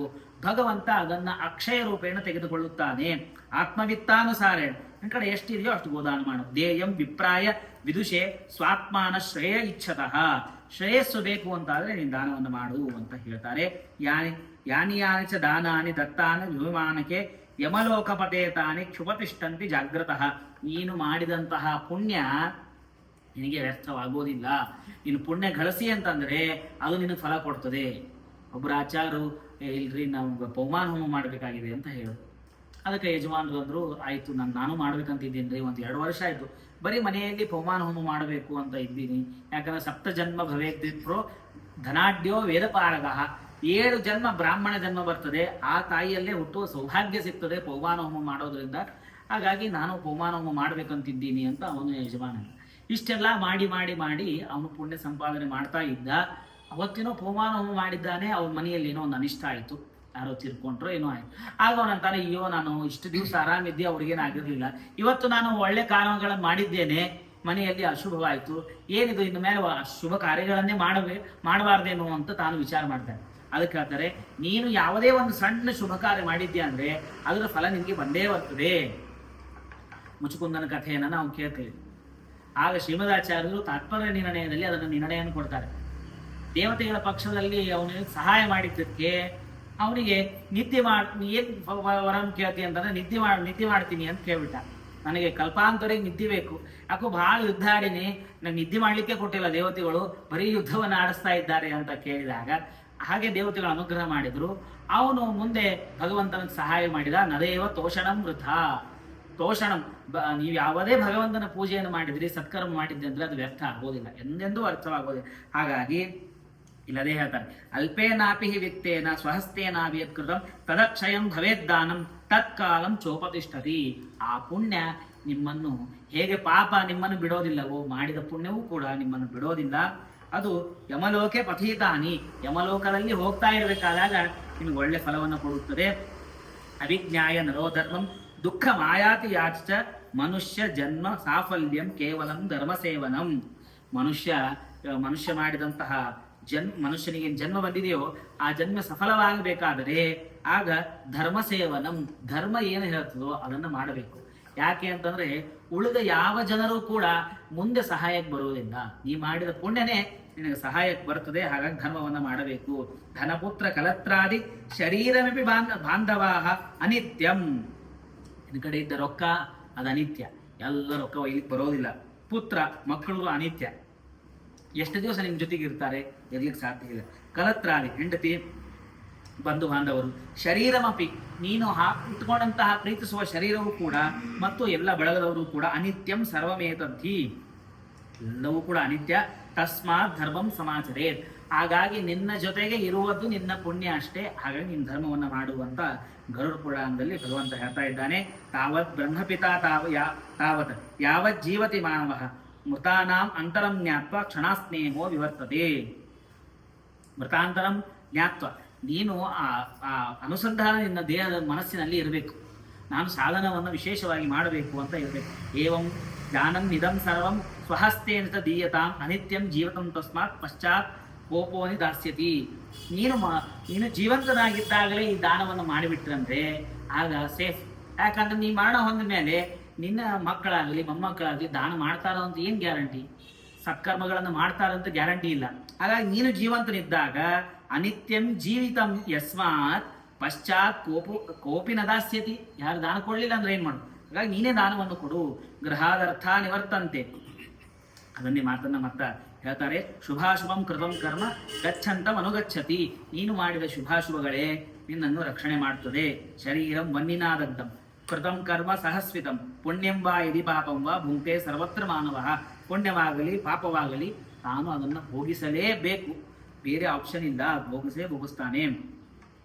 ಸಂಸಾರೇ ನಾಸ್ತಿ ಕಕ್ಕಸ್ಯ ಸ್ವಸಂ ತಸ್ಮಾತ್ ಪ್ರದೀಪಿತ ಆತ್ಮಾಯತ್ತಂ ಧನಂ ಯಾವತ್ ತಾವದ್ಯುಕ್ತಂ ಸಮರ್ಪಯೇ. ನಿನ್ನ ಕಡೆಗೆ ಧರ್ಮ ಯಾಕೆ, ಈ ಧನ ಏನಿದೆಯೋ ಆ ಧನವನ್ನು ನೀನು ಬ್ರಾಹ್ಮಣರಿಗೆ ದಾನ ಮಾಡ್ತಾ ಇರಬೇಕು. ಅದಕ್ಕೆ ಹೇಳ್ತಾರೆ ಧರ್ಮಾರ್ಥ ಕಾಮ ಮೋಕ್ಷಗಳು ಅಂತ ಚತುರ್ವಿಧ ಪುರುಷಾರ್ಥಗಳು. ಈ ಧರ್ಮಾರ್ಥ ಕಾಮ ಮೋಕ್ಷಗಳಲ್ಲಿ ಕಾಮ ಮೋಕ್ಷ, ಈ ಮೋಕ್ಷ ಕಾಮಗಳಲ್ಲಿ ಧನ ಯಾಕೆ ಕೊಡ್ತಿದ್ದಾನೆ ಭಗವಂತ ಅಂತಂದ್ರೆ, ಅರ್ಥವನ್ನು ಯಾಕೆ ಕೊಡ್ತಾನೆ ಅಂದ್ರೆ ಧರ್ಮಕ್ಕಾಗಿ ಅರ್ಥ ಇದೆ. ನಿಮ್ಮ ಧರ್ಮ ಮಾಡ್ಲಿಕ್ಕೆ ಆಗೋದಿಲ್ಲ. ಈಗ ತೀರ್ಥಯಾತ್ರೆಯನ್ನು ಮಾಡಬೇಕು, ಈ ತೀರ್ಥಯಾತ್ರೆ ಧರ್ಮ, ಈ ಧರ್ಮ ಮಾಡಬೇಕಾದ್ರೆ ಅರ್ಥ ಬೇಕು. ಆ ಅರ್ಥ ಯಾಕೆ ಕೊಟ್ಟಿದ್ದಾನೆ ಅಂತಂದ್ರೆ ಅರ್ಥದ ಪ್ರಯೋಜನ ಏನು ಅಂತಂದ್ರೆ ಧರ್ಮಕ್ಕಾಗಿ. ಅದನ್ನ ಮನುಷ್ಯ ಸರಿಯಾಗಿ ತಿಳಿದುಕೊಂಡು ಧರ್ಮವನ್ನು ಮಾಡಬೇಕು. ಧರ್ಮಾತ್ ಪ್ರಜಾಯತೆ ಅರ್ಥ ಧರ್ಮಾತ್ ಕಾಮೋಭಿಜಾಯತೆ ಧರ್ಮ ಏವ ಅಪವರ್ಗಾಯ ತಸ್ಮಾತ್ ಧರ್ಮಂ ಸಮಾಚಾರ. ಎಲ್ಲದಕ್ಕೂ ಮೂಲ ಇದು ಧರ್ಮ. ಆ ಧರ್ಮವನ್ನು ಮಾಡಬೇಕು. ಯಾವುದ್ರಿ ಧರ್ಮ ಅಂತಂದ್ರೆ ಯಾವುದು ಭಗವಂತ ಹೇಳಿದ್ದಾನೋ, ಯಾವುದು ಶಾಸ್ತ್ರ ಯಥಾವಸ್ಥಿತವಾಗಿ ಎಲ್ಲರಿಗೆ ಅನುಕೂಲವಾಗಿ ಹೇಳಿರುವಂತಹ ಏನು ಶಾಸ್ತ್ರಗಳಿವೆಯೋ ಆ ಶಾಸ್ತ್ರಗಳಲ್ಲಿ ಹೇಳಿದಂತಾದ ಧರ್ಮವನ್ನು ಮಾಡಬೇಕು. ಶ್ರದ್ಧೆಯ ಧಾರ್ಯತೆ ಧರ್ಮ. ಯಾವುದು ನೀನು ಶ್ರದ್ಧೆಯಿಂದ ಮಾಡ್ತೀಯೋ ಅದು ಧರ್ಮ ಅಂತ ಕರೆಸಿಕೊಳ್ಳುತ್ತದೆ. ಅಲ್ಲ, ನನ್ನ ಕಡೆ ಇಷ್ಟೆಲ್ಲ ಸಂಪತ್ತಿಲ್ಲಲ್ಲ ಸ್ವಾಮಿ, ಏನು ಮಾಡೋದು ಅಂತಂದರೆ ಭಗವಂತ ಅಂತಾನೆ, ನೀನು ಕೊಡುವ ರೊಕ್ಕ ನನಗೆ ಏನು ಬೇಡ. ನೀನು ಕೊಡುವ ರೊಕ್ಕದಿಂದ ನಾನು ಬದುಕ್ತೀನ? ಇಲ್ಲ. ನಾನಿವತ್ತು ಭಗವಂತನಿಗೆ ನೈವೇದ್ಯ ಮಾಡಲಿಲ್ಲ ಅಂತಂದ್ರೆ ನಮ್ಮ ಭಗವಂತ ಊಟನೇ ಮಾಡೋದಿಲ್ಲ, ಉಪವಾಸ ಮಲ್ಕೊಂಡ್ಬಿಡ್ತಾನೆ ದೇವರು ಅಂತ ಇಲ್ಲೇ ಇಲ್ಲ ಭಗವಂತನಿಗೆ. ನಿತ್ಯ ತೃಪ್ತ ಅವನಿಗೆ. ಆದರೆ ನಮ್ಮ ಅನುಗ್ರಹಕ್ಕಾಗಿ ಭಗವಂತ ಮಾಡ್ತಾನೆ. ಭಗವಂತ ಹೇಳ್ತಾನೆ, ಪತ್ರಂ ಪುಷ್ಪಂ ಫಲಂ ತೋಯಂ ಯೋಮೇ ಭಕ್ತ್ಯಾ ಪ್ರಯಚ್ಛತಿ ತದಹಂ ಭಕ್ತ್ಯುಪರತಂ ಅಶ್ನಾಮಿ ಪ್ರಯತಾತ್ಮನಃ. ನೀವು ಪತ್ರವನ್ನ ಪುಷ್ಪವನ್ನ, ಗಜೇಂದ್ರ ತಾನು ಪುಷ್ಪವನ್ನ ಸಮರ್ಪಣೆ ಮಾಡಿದ, ಭಗವಂತ ಅವನಿಗೆ ಮೋಕ್ಷವನ್ನು ಕೊಟ್ಟ. ಹೀಗೆ ಭಕ್ತಿಯಿಂದ ನೀವು ಭಗವಂತನಿಗೆ ಏನು ಸಮರ್ಪಣೆ ಮಾಡ್ತೀರಿ? ಇವತ್ತು ಪೂಜೆ ಮಾಡ್ತಾ ಇದ್ದೇವೆ, ತುಳಸಿ ಇಲ್ಲಲ್ಲ ಭಗವಂತ ಅಂದ್ರೆ ಮನಸ್ಸಿನಿಂದ ಸ್ವಾಮಿ ಮತ್ತೆ ನಾಳೆ ನಾನು ತುಳಸಿಯನ್ನು ಸಮರ್ಪಣೆ ಮಾಡ್ತೀನಿ ಅಂತ ಆ ತುಳಸಿಯ ಮಹತ್ವೆಯನ್ನು ಮುಂದೆ ಹೇಳ್ತಾರೆ. ಅದನ್ನು ಸಮರ್ಪಣೆ ಮಾಡಿದರೆ ಭಗವಂತ ಪ್ರೀತನಾಗಿ ಫಲವನ್ನು ಕೊಡ್ತಾನೆ. ತಸ್ಮಾತ್ ಅವಶ್ಯಂ ದಾತವ್ಯಂ ತದಾದಾನಂ ವಿಧಾನತಃ ಅಲ್ಪಂ ವಾ ಬಹು ವೇತೀನಾಂ ಗಣಾನಾಂ ಚೈವಕಾರಯೇತ್ ಧರ್ಮಾತ್ಮ ಪುತ್ರೋ ವೈ ದೇವತೈರಪಿ ಪೂಜ್ಯತೆ. ಆ ಮನುಷ್ಯನಿಗೆ ದೇವತೆಗಳು ಕೂಡ ಸಂತೋಷ ಪಡ್ತಾರೆ. ಅವನು ನೋಡು ದಾನಿ ಹೋಗ್ತಾ ಇದ್ದಾನೆ. ಕರ್ಣ ತನ್ನ ಕಥೆಯಲ್ಲಿ, ಕರ್ಣನ ಕಥೆಯಲ್ಲಿ ನಾವು ಕೇಳ್ತೀವಿ, ಕರ್ಣ ನದಿ ಒಮ್ಮೆ ಸರೋವರದಲ್ಲಿ ಸ್ನಾನ ಮಾಡ್ತಾ ಇದ್ದ. ಸ್ನಾನ ಮಾಡ್ತಾ ಇರಬೇಕಾದಾಗ ಎಡಗೈಯಲ್ಲಿ ಒಂದು ಬಂಗಾರದ ಬಟ್ಲವನ್ನು ಹಿಡ್ಕೊಂಡಿದ್ದಂತ ಕರ್ಣ. ಸ್ನಾನ ಮಾಡಿ 2ನೇ ಕ್ಷಣಕ್ಕೆ ಒಬ್ಬ ಬ್ರಾಹ್ಮಣರು ಕಾಣಿಸಿ ಕೊಟ್ಟುಬಿಟ್ಟಂತೆ. ಆಗ ಬಾಜುಕಿದ್ದವ್ರು ಕೇಳಿದ್ರು, ಏನಪ್ಪ ಕರ್ಣ, ನೀನು ದಾನವೀರ ಅಂತ ಎಲ್ಲ ಕಡೆಗೆ ಪ್ರಸಿದ್ಧಿ ಇದೆ, ಎಡಗೈಲಿ ದಾನ ಕೊಡ್ತೀಯಲ್ಲ ನೀನು ಅಂತಂದ್ರೆ, ಅದಕ್ಕೆ ಅಂತಾನೆ ಈ ಎಡಗೈಯಿಂದ ಬಲಗೈ ಒಳಗೆ ಬರೋದ್ರೊಳಗ ನನ್ನ ಬುದ್ಧಿ ಚೇಂಜ್ ಆಗ್ಬಿಡ್ತಂದ್ರೆ ಮನೆಗೆ ಬೇಕಿದು ಅಂತ ಹೇಳಿ ಏನೋ ಮನಸ್ಸು ಚೇಂಜ್ ಆಗ್ಬಿಡ್ತಂದ್ರೆ, ಹಾಗೆ ಮನಸ್ಸು ಚೇಂಜ್ ಆಗೋದ್ರೊಳಗೆ ನಾವು ದಾನವನ್ನು ಮಾಡಬೇಕು ಅಂತೆ. ತಸ್ಮಾತ್ ಅವಶ್ಯಂ ದಾತವ್ಯಂ, ದಾನವನ್ನು ಕೊಡಬೇಕು. ಪಿತುಶತಗುಣಂ ಪುಣ್ಯಂ ಸಹಸ್ರಂ ಮಾತುರೇವಚ. ದಾನವನ್ನು ಕೊಡೋದ್ರಿಂದ ಎಷ್ಟು ಪಟ್ಟು ಪುಣ್ಯ ಬರ್ತದೆ ಅಂತಂದ್ರೆ, ಪಿತುಶತಗುಣಂ ಪುಣ್ಯಂ, ತಂದೆ ಕೊಟ್ಟ ದಾನ 100 ಪಟ್ಟು ಬರ್ತದೆ. 1000 ಪಟ್ಟು ತಾಯಿಗೆ ಉದ್ದೇಶಿಸಿಕೊಂಡು ಕೊಟ್ಟರೆ ಬರ್ತದೆ. ತಂಗಿಗೆ ಉದ್ದೇಶಿಸಿಕೊಟ್ಟು ಪಟ್ಟರೆ 10,000 ಪಟ್ಟು. ಸೋದರೇ ದತ್ತಂ ಅಕ್ಷಯಂ, ಅಣ್ಣ ತಮ್ಮಂದ್ರೆ ಏನಾದರೂ ಅವರು ಉದ್ದೇಶಿಸಿಕೊಂಡು ದಾನವನ್ನು ಕೊಟ್ಟರೆ ಅಕ್ಷಯ ಫಲ. ಹಾಗಾಗಿ ಅದನ್ನು ಹೇಳಿದ್ದಾರೆ.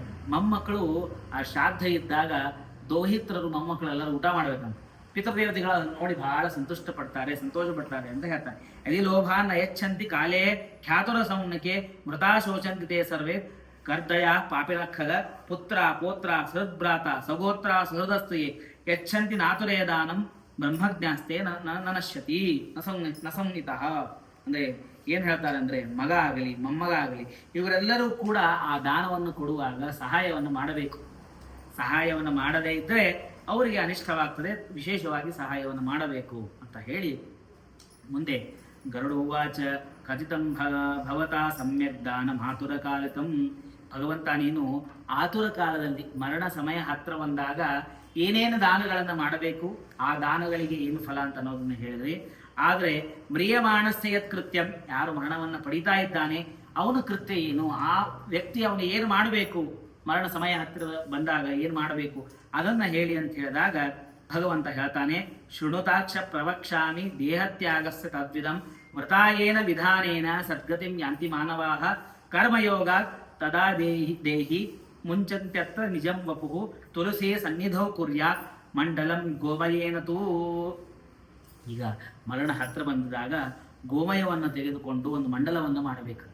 ಮಂಡಲವನ್ನು ಮಾಡಿ ದರ್ಭವನ್ನು ಹಾಕಿ ಆ ತುಳಸಿ ದಳವನ್ನು ತುಳಸಿ ಸನ್ನಿಧೌ ಕುರ್ಯಾತ್, ಯಾರು ಮರಣವನ್ನು ಪಡೆಯೋರಿದ್ದಾರೋ ಅವರನ್ನು ಮಲಗಿಸುವಾಗ ತುಳಸಿಯ ಛಾಯಾ ಉಳಬೇಕಂತ, ನೆರಳು ಉಳಬೇಕು ಅವನಿಗೆ. ಆ ನೆರಳನ್ನ ಒಳಗೆ ಮಲಗಿಸಿ ಅಲ್ಲಿ ತಿಲಾಶ್ಚೇವ ವಿಕಿರ್ಯಾತ, ತಿಲವನ್ನು ಎಳ್ಳನ್ನು ಹಾಕಿ ದರ್ಭವನ್ನು ಹಾಕಿಸಿ ಆ ದರ್ಭ ಎಳ್ಳುಗಳ ಮೇಲೆ ಅವನನ್ನು ಮಲಗಿಸಬೇಕು. ಯಾಕೆ ಮಲಗಿಸ್ಬೇಕು, ದರ್ಭದ ಮೇಲೆ ಯಾಕೆ ಮಲಗಿಸ್ಬೇಕು, ಎಳ್ಳುಗಳನ್ನು ಯಾಕೆ ಹಾಕಬೇಕು ಅಂತ ಅನ್ನೋ ಪ್ರಶ್ನೆಗೆ ಮುಂದೆ ಉತ್ತರವನ್ನು ಕೊಡ್ತಾರೆ. ಶಾಲಿಗ್ರಾಮ ಶಿಲಾ ತತ್ರ ಪಾಪ ದೋಷ ಭಯಾಪಹ, ಸಾಲಿಗ್ರಾಮದ ತೀರ್ಥವನ್ನು ಇಟ್ಕೊಳ್ಬೇಕು, ಸಾಲಿಗ್ರಾಮದ ಪೂಜೆಯನ್ನು ಮಾಡಬೇಕು ಅವತ್ತಿನ ದಿವಸ. ಆ ಪೂಜೆಯನ್ನು ಮಾಡೋದ್ರಿಂದಾಗಿ ಬಹಳ ಭಗವಂತನ ಸನ್ನಿಧಾನ ಇರ್ತದೆ. ಶಾಲಿಗ್ರಾಮ ಶಿಲಾಯತ್ರ ಪಾಪ ದೋಷ ಭಯಾಪಹ, ಎಷ್ಟೋ ಕಿಲೋಮೀಟರ್ ದೂರ ಯಾವ ಪಿಶಾಚಿಗಳು ಇರೋದಿಲ್ಲ ಅಂತ ಸಾಲಿಗ್ರಾಮದ ಮೇಲೆ. ನಾವು ಧೈರ್ಯದಿಂದ ಇರ್ಬೋದು, ಓಹ್ ಇವ್ರ ಮನೆಯಲ್ಲಿ ಸಾಲಿಗ್ರಾಮ ಇದೆ, ಹಾಗಾಗಿ ನಾನು ಇಲ್ಲಿ ಅಡ್ಡಾಡ್ಬೋದು, ಇಲ್ಲಿ ಯಾವ ಪಿಶಾಚ ಪ್ರೇತ ಯಾವುದು ಬರೋದಿಲ್ಲ ಅಂತ. ತತ್ಸನ್ನಿಧಾನ ಮರಣಾನ್ ಮುಕ್ತಿರ್ ಜಂತೋ ಸುನಿಶ್ಚಿತ, ಆ ಸಾಲಿಗ್ರಾಮದ ಹತ್ರ ಮರಣ ಆಯಿತು ಅಂತ ಆದ್ರೆ ಅವನು ಮೋಕ್ಷವನ್ನು ಪಡಿತಾನೆ. ಅದೇ ತುಳಸಿ ವಟವಚ್ಛಾಯ ಯತ್ರಾಸ್ತಿ ಭವತಾ ಪಹ, ಆ ತುಳಸಿಯ ಛಾಯೆ ಇರಬೇಕು. ಮತ್ತೆ ಆ ತುಳಸಿಯ ಬಗ್ಗೆ ಹೇಳ್ತಾರೆ ಏನು ಅಂತಂದ್ರೆ, ಯಾರ ಮನೆಯಲ್ಲಿ ನಿತ್ಯ ತುಳಸಿಯ ಪೂಜೆಯನ್ನ ಮಾಡ್ತಾರೆ, ತುಳಸಿಯ ನೆರಳು ಆ ಮನೆಯ ಮೇಲೆ ಬೀಳ್ತಾ ಇರ್ತದೋ ಅಂತಹ ಮನೆಯ ಮೇಲೆ ಯಮಕಿಂಕರರು ಎಂದೂ ಬರೋದಿಲ್ಲ ಅಂತೆ. ತದ್ಗ್ರಹಂ ತೀರ್ಥ ರೂಪಂ ಹಿ, ಅದು ತೀರ್ಥ ಕ್ಷೇತ್ರ ಇದ್ದ ಹಾಗೆ, ತುಳಸಿ ಗಿಡ ಇಟ್ಕೊಂಡ್ರೆ ಅದು ಕ್ಷೇತ್ರ ಇದ್ದ ಹಾಗೆ. ಮತ್ತು ನಯಾತಿ ಯಮಕಿಂಕರಾಹ, ಯಮಭಟ್ರು ಆ ಮನೆ ಹತ್ರ ಬರೋದಿಲ್ಲ, ಯಾಕಂತಂದ್ರೆ ಅಲ್ಲಿ ತುಳಸಿ ದೇವಿ ಇದ್ದಾಳೆ, ಅದು ಪವಿತ್ರವಾದಂತಹ ಮನೆ ಅಂತ ಬಿಟ್ಬಿಡ್ತಾರೆ. ತಸ್ಯ ಮತ್ತೆ ಹೇಳ್ತಾರೆ, ಯಮಸ್ತಂ ನೇಕ್ಷಿತುಂ ಶಕ್ತೋ ಯುಕ್ತಂ ಪಾಪಸ್ತೇರಪಿ, ಬಹಳಷ್ಟು ಪಾಪ ಮಾಡಿದ್ರು ಕೂಡ ಯಮದೇವರು ಅಂತಾರಂತೆ, ಇಲ್ಲ ಇವ್ರ ಮನೆಗೆ ಹೋಗ್ಬೇಡ್ರಿ ಇವತ್ತ, ಯಾಕಂದ್ರೆ ತುಳಸಿ ದೇವಿ ಇದ್ದಾಳೆ, ತುಳಸಿ ಗಿಡ ಇದೆ, ಅವ್ರ ಮನೆಯ ಮೇಲೆ ತುಳಸಿಯ ಛಾಯಾ ಬೀಳ್ತಾ ಇದೆ, ಹಾಗಾಗಿ ಹೋಗುವ ಕಾರಣವಿಲ್ಲ ಅಂತ ಬಿಟ್ಟುಬಿಡ್ತಾರೆ ಅಂತೆ. ತಸ್ಯ ದಲಂ ಮುಖೇ ಕೃತ್ವ, ಅವನ ಬಾಯಿಯಲ್ಲಿ ತುಳಸಿ ದಳವನ್ನು ಹಾಕಿ ತಿಲದರ್ಭಾಸನೆ ಮೃತಃ, ಯಾರು ತಿಲದ ಮೇಲೆ ದರ್ಭದ ಮೇಲೆ ಮರಣವನ್ನು ಹೊಂತಾರೋ ನರೋ ವಿಷ್ಣುಪುರಂ ಯಾತಿ, ಅವನು ವಿಷ್ಣುಪುರಕ್ಕೆ ಹೋಗ್ತಾನೆ. ಇದು ಈ ವಿಷಯದಲ್ಲಿ ಸಂಶಯವೇ ಇಲ್ಲ ಅಂತ ಹೇಳ್ತಾರೆ.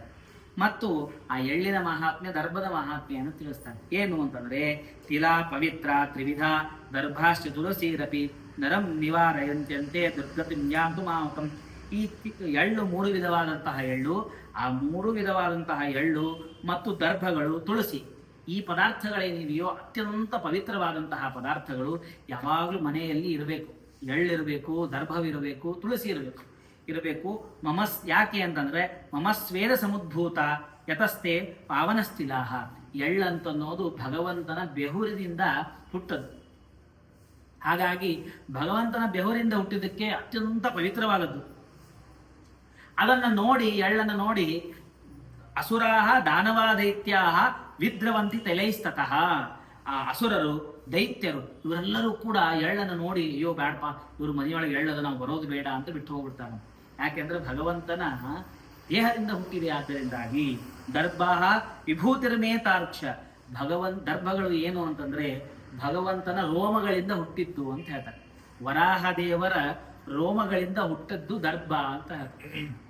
ಭಗವಂತನ ವರಾಹದೇವರ ಸ್ತೋತ್ರವನ್ನು ಮಾಡ್ತಾರೆ. ಮಾಡುವಾಗ ಆ ವರಾಹದೇವರ ರೋಮಗಳು ಹೇಗಿತ್ತು ಅಂತಂದ್ರೆ, ರೋಮ ಅಂತಂದ್ರೆ ಕೈ ಮೇಲಿರುವಂತಹ ಕೂದಲುಗಳು. ಆ ಒಂದು ಕೂದಲವನ್ನು ಕಿತ್ತಿದಾಗ ಅಲ್ಲೇನು ಗರ್ತ ಆಗತ್ತಲ್ಲ, ಸ್ಥಳ ಇರತ್ತಲ್ಲ, ಆ ಸ್ಥಳ ಎಷ್ಟಿತ್ತು ಅಂತಂದ್ರೆ ಸಪ್ತ ಸಾಗರದ ನೀರನ್ನು ಒಣಗಿಸಿದರೆ ಎಷ್ಟು ಜಾಗ ಇರಬೇಕೋ ಅಷ್ಟು ಜಾಗ ವರಾಹದೇವರ ಒಂದು ರೋಮವನ್ನು ತೆಗೆದರೆ ಜಾಗ ಇತ್ತು. ಎಲ್ಲೋಮ ಗರ್ತೇಶು ನಿಲಿಲ್ಲು ರಬ್ದಯ ತಸ್ಮೈ ನಮ ಕಾರಣ ಸೂಕರಾಯತೆ ಅಂತ ಆ ವರಾಹ ದೇವರ ಸ್ತೋತ್ರದಲ್ಲಿ ಭಗವಾನ್ ವೇದವ್ಯಾಸ ದೇವರು ಹೇಳ್ತಾರೆ. ಹಾಗಾಗಿ ಅಂತಹ ವರಾಹ ದೇವರ ರೋಮಗಳಿಂದ ಹುಟ್ಟಿದಂಥವು ದರ್ಭಗಳು. ದರ್ಭ ವಿಭೂತರ ಮೇತಾಕ್ಷ ಮಮ ರೋಮ ಸಮುದ್ಭೂತಾ ಅತಸ್ತತ್ಪರ್ಶ ಸ್ಪರ್ಶನಾದೇವ ಸ್ವರ್ಗಂ ಗಚ್ಚಂತಿ ಮಾನವಾಹ. ಎಲ್ಲ ಮನುಷ್ಯರು ಕೂಡ ದರ್ಭವನ್ನ, ದರ್ಭ ಅಂತಂದ್ರೆ ಮನೆಯಲ್ಲೇ ಇರ್ತದೆ, ಆಚಾರ ತೊಗೊಂಬಂದಿರ್ತಾರೆ ದರ್ಭ ಅಂತ. ಅಂದ್ರೆ ಒಂದೊಂದು ಪದಾರ್ಥಗಳು ಶಾಸ್ತ್ರ ಹೇಳಿದೆ ಬಳಸುವಂತ. ಯಾಕೆ ಬಳಸಬೇಕು ಅನ್ಲಿಕ್ಕೆ ಇಷ್ಟು ಮಹತ್ವ ಇದೆ ನೋಡ್ರಿ. ಎಳ್ಳನ್ನ ಯಾಕೆ ಬಳಸಬೇಕು? ಭಗವಂತನ ಬೆವರಿನಿಂದ ಹುಟ್ಟಿದಂತಹದ್ದು. ದೈತ್ಯರೆಲ್ಲ ಅದನ್ನು ನೋಡಿ ಓಡಿ ಹೋಗ್ತಾರೆ. ಭಗವಂತನ ರೋಮಗಳಿಂದ ದರ್ಭಗಳು ಹುಟ್ಟಿವೆ, ಅವುಗಳ ಸ್ಪರ್ಶ ಮಾಡೋದ್ರಿಂದ ಸ್ವರ್ಗ ಲೋಕಕ್ಕೆ ಹೋಗ್ತಾರೆ. ಯಾಕೆ? ಇನ್ನ ಆ ದರ್ಭದ ಮಹಾತ್ಮೆಯನ್ನು ಹೇಳ್ತಾರೆ. ಕುಶಮೂಲೆ ಸ್ಥಿತೋ ಬ್ರಹ್ಮ. ಕುಶದ ಮೂಲೆಯಲ್ಲಿ ಬ್ರಹ್ಮದೇವರಿದ್ದಾರೆ. ಕುಶ ಮಧ್ಯೆ ಜನಾರ್ದನ. ಆ ದರ್ಭದ ಮಧ್ಯಭಾಗದಲ್ಲಿ ಭಗವಂತ ಇದ್ದಾನೆ. ಕುಶದ ಅಗ್ರಭಾಗದಲ್ಲಿ ರುದ್ರದೇವರಿದ್ದಾರೆ. ಹಾಗಾಗಿ 3 ದೇವತೆಗಳು ಜಗತ್ತನ್ನ ಸೃಷ್ಟಿ ಮಾಡುವ, ಜಗತ್ತನ್ನ ಸ್ಥಿತಿ ಮಾಡುವ, ಜಗತ್ತನ್ನ ನಾಶ ಮಾಡುವಂತಹ 3 ದೇವತೆಗಳು ಆ ದರ್ಭದಲ್ಲಿ ವಾಸರಾಗಿರ್ತಾರೆ. ಹಾಗಾಗಿ ವಿಶೇಷವಾಗಿ ಆ ದರ್ಭವನ್ನ ಸ್ಮರಣೆ ಮಾಡಬೇಕು, ಪೂಜೆಯನ್ನು ಮಾಡಬೇಕು ಅಂತ ಹೇಳ್ತಾರೆ. ಅತಃ ಕುಶ ವನ್ಯ ಮಂತ್ರ ತುಳಸಿ ವಿಪ್ರಧೇನವ ನೈತೆ ನಿರ್ಮಾಲ್ಯತಾಮ್ಯ ಅಂತಿ ಕ್ರಿಯಮಾಣ ಪುನಃ ಪುನಃ. ಈ ದರ್ಭದ ಒಂದು ವೈಶಿಷ್ಟ್ಯ ಇದೆ. ಏನು ಅಂತಂದ್ರೆ, ದರ್ಭವನ್ನ ಬಳಸಿದ ದರ್ಭವನ್ನ ನೀವು ಬಳಸಬಹುದು. ಅಂದ್ರೆ ಆವಾಹನ ಮಾಡ್ತಾ ಇದ್ದೀರಿ, ಹಾಗೆ ಮುಡಿಸಿದ ದರ್ಭವನ್ನ ಮತ್ತೊಂದು ಕಡೆ ಬಳಸಬಹುದು. ಕೇವಲ ಪಿಂಡದ ಮೇಲೆ ಏರಿಸಿದಂತಹ ದರ್ಭಗಳೇನಿವೆ ಅಲ್ಲ, ಆ ದರ್ಭಗಳನ್ನ ಮತ್ತೊಂದು ಕಡೆ ಬಳಸಲಿಕ್ಕೆ ಬರೋದಿಲ್ಲ, ಅದು ನಿರ್ಮಾಲ್ಯವಾಯಿತು. ಬೇರೆ ಕಡೆಗೆ ಯಾವುದೇ ಕಾರ್ಯ ಮಾಡುವಾಗ ದರ್ಭಗಳನ್ನ ಒಂದು ಕಡೆಗೆ ಬಳಸಿದ ದರ್ಭವನ್ನು ಮತ್ತೊಂದು ಕಡೆಗೆ ಬಳಸಬಹುದು, ಅಷ್ಟು ಪವಿತ್ರ. ದರ್ಭಾಹ ಪಿಂಡೇಶು ನಿರ್ಮಾಲ್ಯ. ಪಿಂಡದ ಮೇಲೆ ದರ್ಭವನ್ನು ಇಟ್ಬಿಟ್ರೆ ಆ ದರ್ಭವನ್ನ ಮತ್ತೊಂದು ಕಡೆಗೆ ಬಳಸಲಿಕ್ಕೆ ಬರೋದಿಲ್ಲ. ಬ್ರಾಹ್ಮಣಾಹ ಪ್ರೇತ ಭೋಜನೆ. ಪ್ರೇತ ಭೋಜನವನ್ನ ಮಾಡಿದರೆ ಆ ಬ್ರಾಹ್ಮಣರು ನಿರ್ಮಾಲ್ಯ ಇದ್ದಾರೆ. ಆ ಬ್ರಾಹ್ಮಣರು ಏನ್ ಮಾಡ್ಬೇಕು ಅಂತಂದ್ರೆ, ಅವರು ಗಂಗಾ ನದಿಗೆ ಹೋಗಿ ಸ್ನಾನ ಮಾಡ್ಬೇಕು. ಆಚಾರ್ಯರು ಯಾರು ಪ್ರೇತ ಭೋಜನ ಮಾಡ್ತಾರೋ ನದಿ ಸ್ನಾನ ಮಾಡಿ ಎಷ್ಟೋ ಗಾಯತ್ರಿ ಜಪವನ್ನ ಎಲ್ಲವನ್ನ ಮಾಡಿ ಸಿದ್ಧಿ ಪಡಬೇಕು. 1 ವರ್ಷದವರೆಗೂ ಬೇರೆ ಕಡೆಗೆ ಊಟ ಮಾಡಬಾರ್ದು. ಆ ಯಜಮಾನ ತಾನು 1 ವರ್ಷಕ್ಕೆ ಏನು ಅವನಿಗೆ ವಸತಿ ಬೇಕೋ ಆ ಬ್ರಾಹ್ಮಣನಿಗೆ ಆ 1 ವರ್ಷದ ವಸತಿಯನ್ನು ಕೊಡಬೇಕು.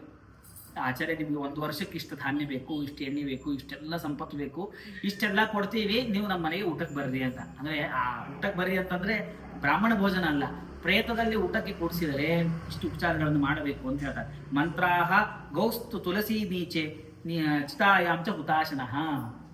ಹೀಗೆ ಅಗ್ನಿನೂ ಯಾವಾಗಲೂ ಶುದ್ಧ.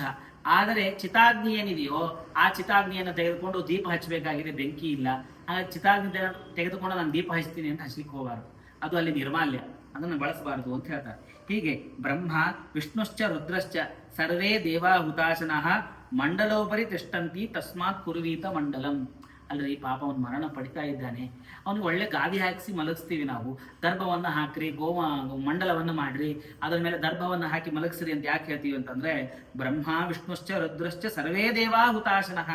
ಎಲ್ಲ ಬ್ರಹ್ಮದೇವರು, ಭಗವಂತ, ರುದ್ರದೇವರು ಮತ್ತೆ ಅಗ್ನಿ, ಈ ಮುಂತಾದ ಎಲ್ಲ ದೇವತೆಗಳು ಕೂಡ ಮಂಡಲದಲ್ಲಿ ಇರ್ತಾರೆ. ಹಾಗಾಗಿ ಮಂಡಲವನ್ನ ಮಾಡಿ ಅಲ್ಲಿ ಮಲಗಿಸ್ಬೇಕು.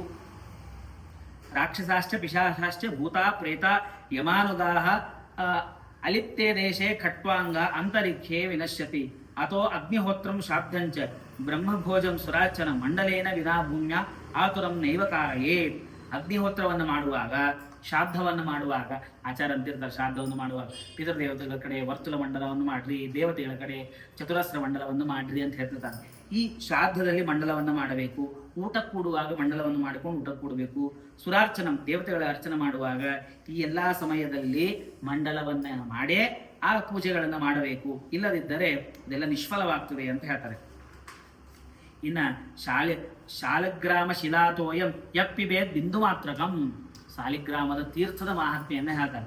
1 ಹನಿ ನೀರು ಸಾಲಿಗ್ರಾಮದ ಮೇಲೆ ಹಾಕಿದಂತಹ 1 ಹನಿ ನೀರನ್ನು ಕುಡಿದ್ರೆ ಸಾಕು, ಸರ್ವ ಪಾಪ ವಿನಿರ್ಮುಕ್ತೋ ವೈಕುಂಠ ಭುವನಂ ವ್ರಜೇ. ಅವನು ವೈಕುಂಠಕ್ಕೆ ಹೋಗ್ತಾನೆ. ಹಾಗಾಗಿ ದೇವರ ಪೂಜೆಯನ್ನ ಮಾಡಬೇಕಾದ್ರೆ ಮಿನಿಮಮ್ 2 ಸಾಲಿಗ್ರಾಮವನ್ನು ಇಟ್ಕೊಳ್ಬೇಕು. ಆ ಸಾಲಿಗ್ರಾಮದ ನೀರನ್ನು ಕುಡಿದ್ರೆ ಸಾಕು, ಎಲ್ಲ ಪಾಪಗಳನ್ನು ಪರಿಹಾರ ಮಾಡ್ತದೆ. ತಥೋ ಗಂಗಾಜಲಂ ದದ್ಯಾತ್.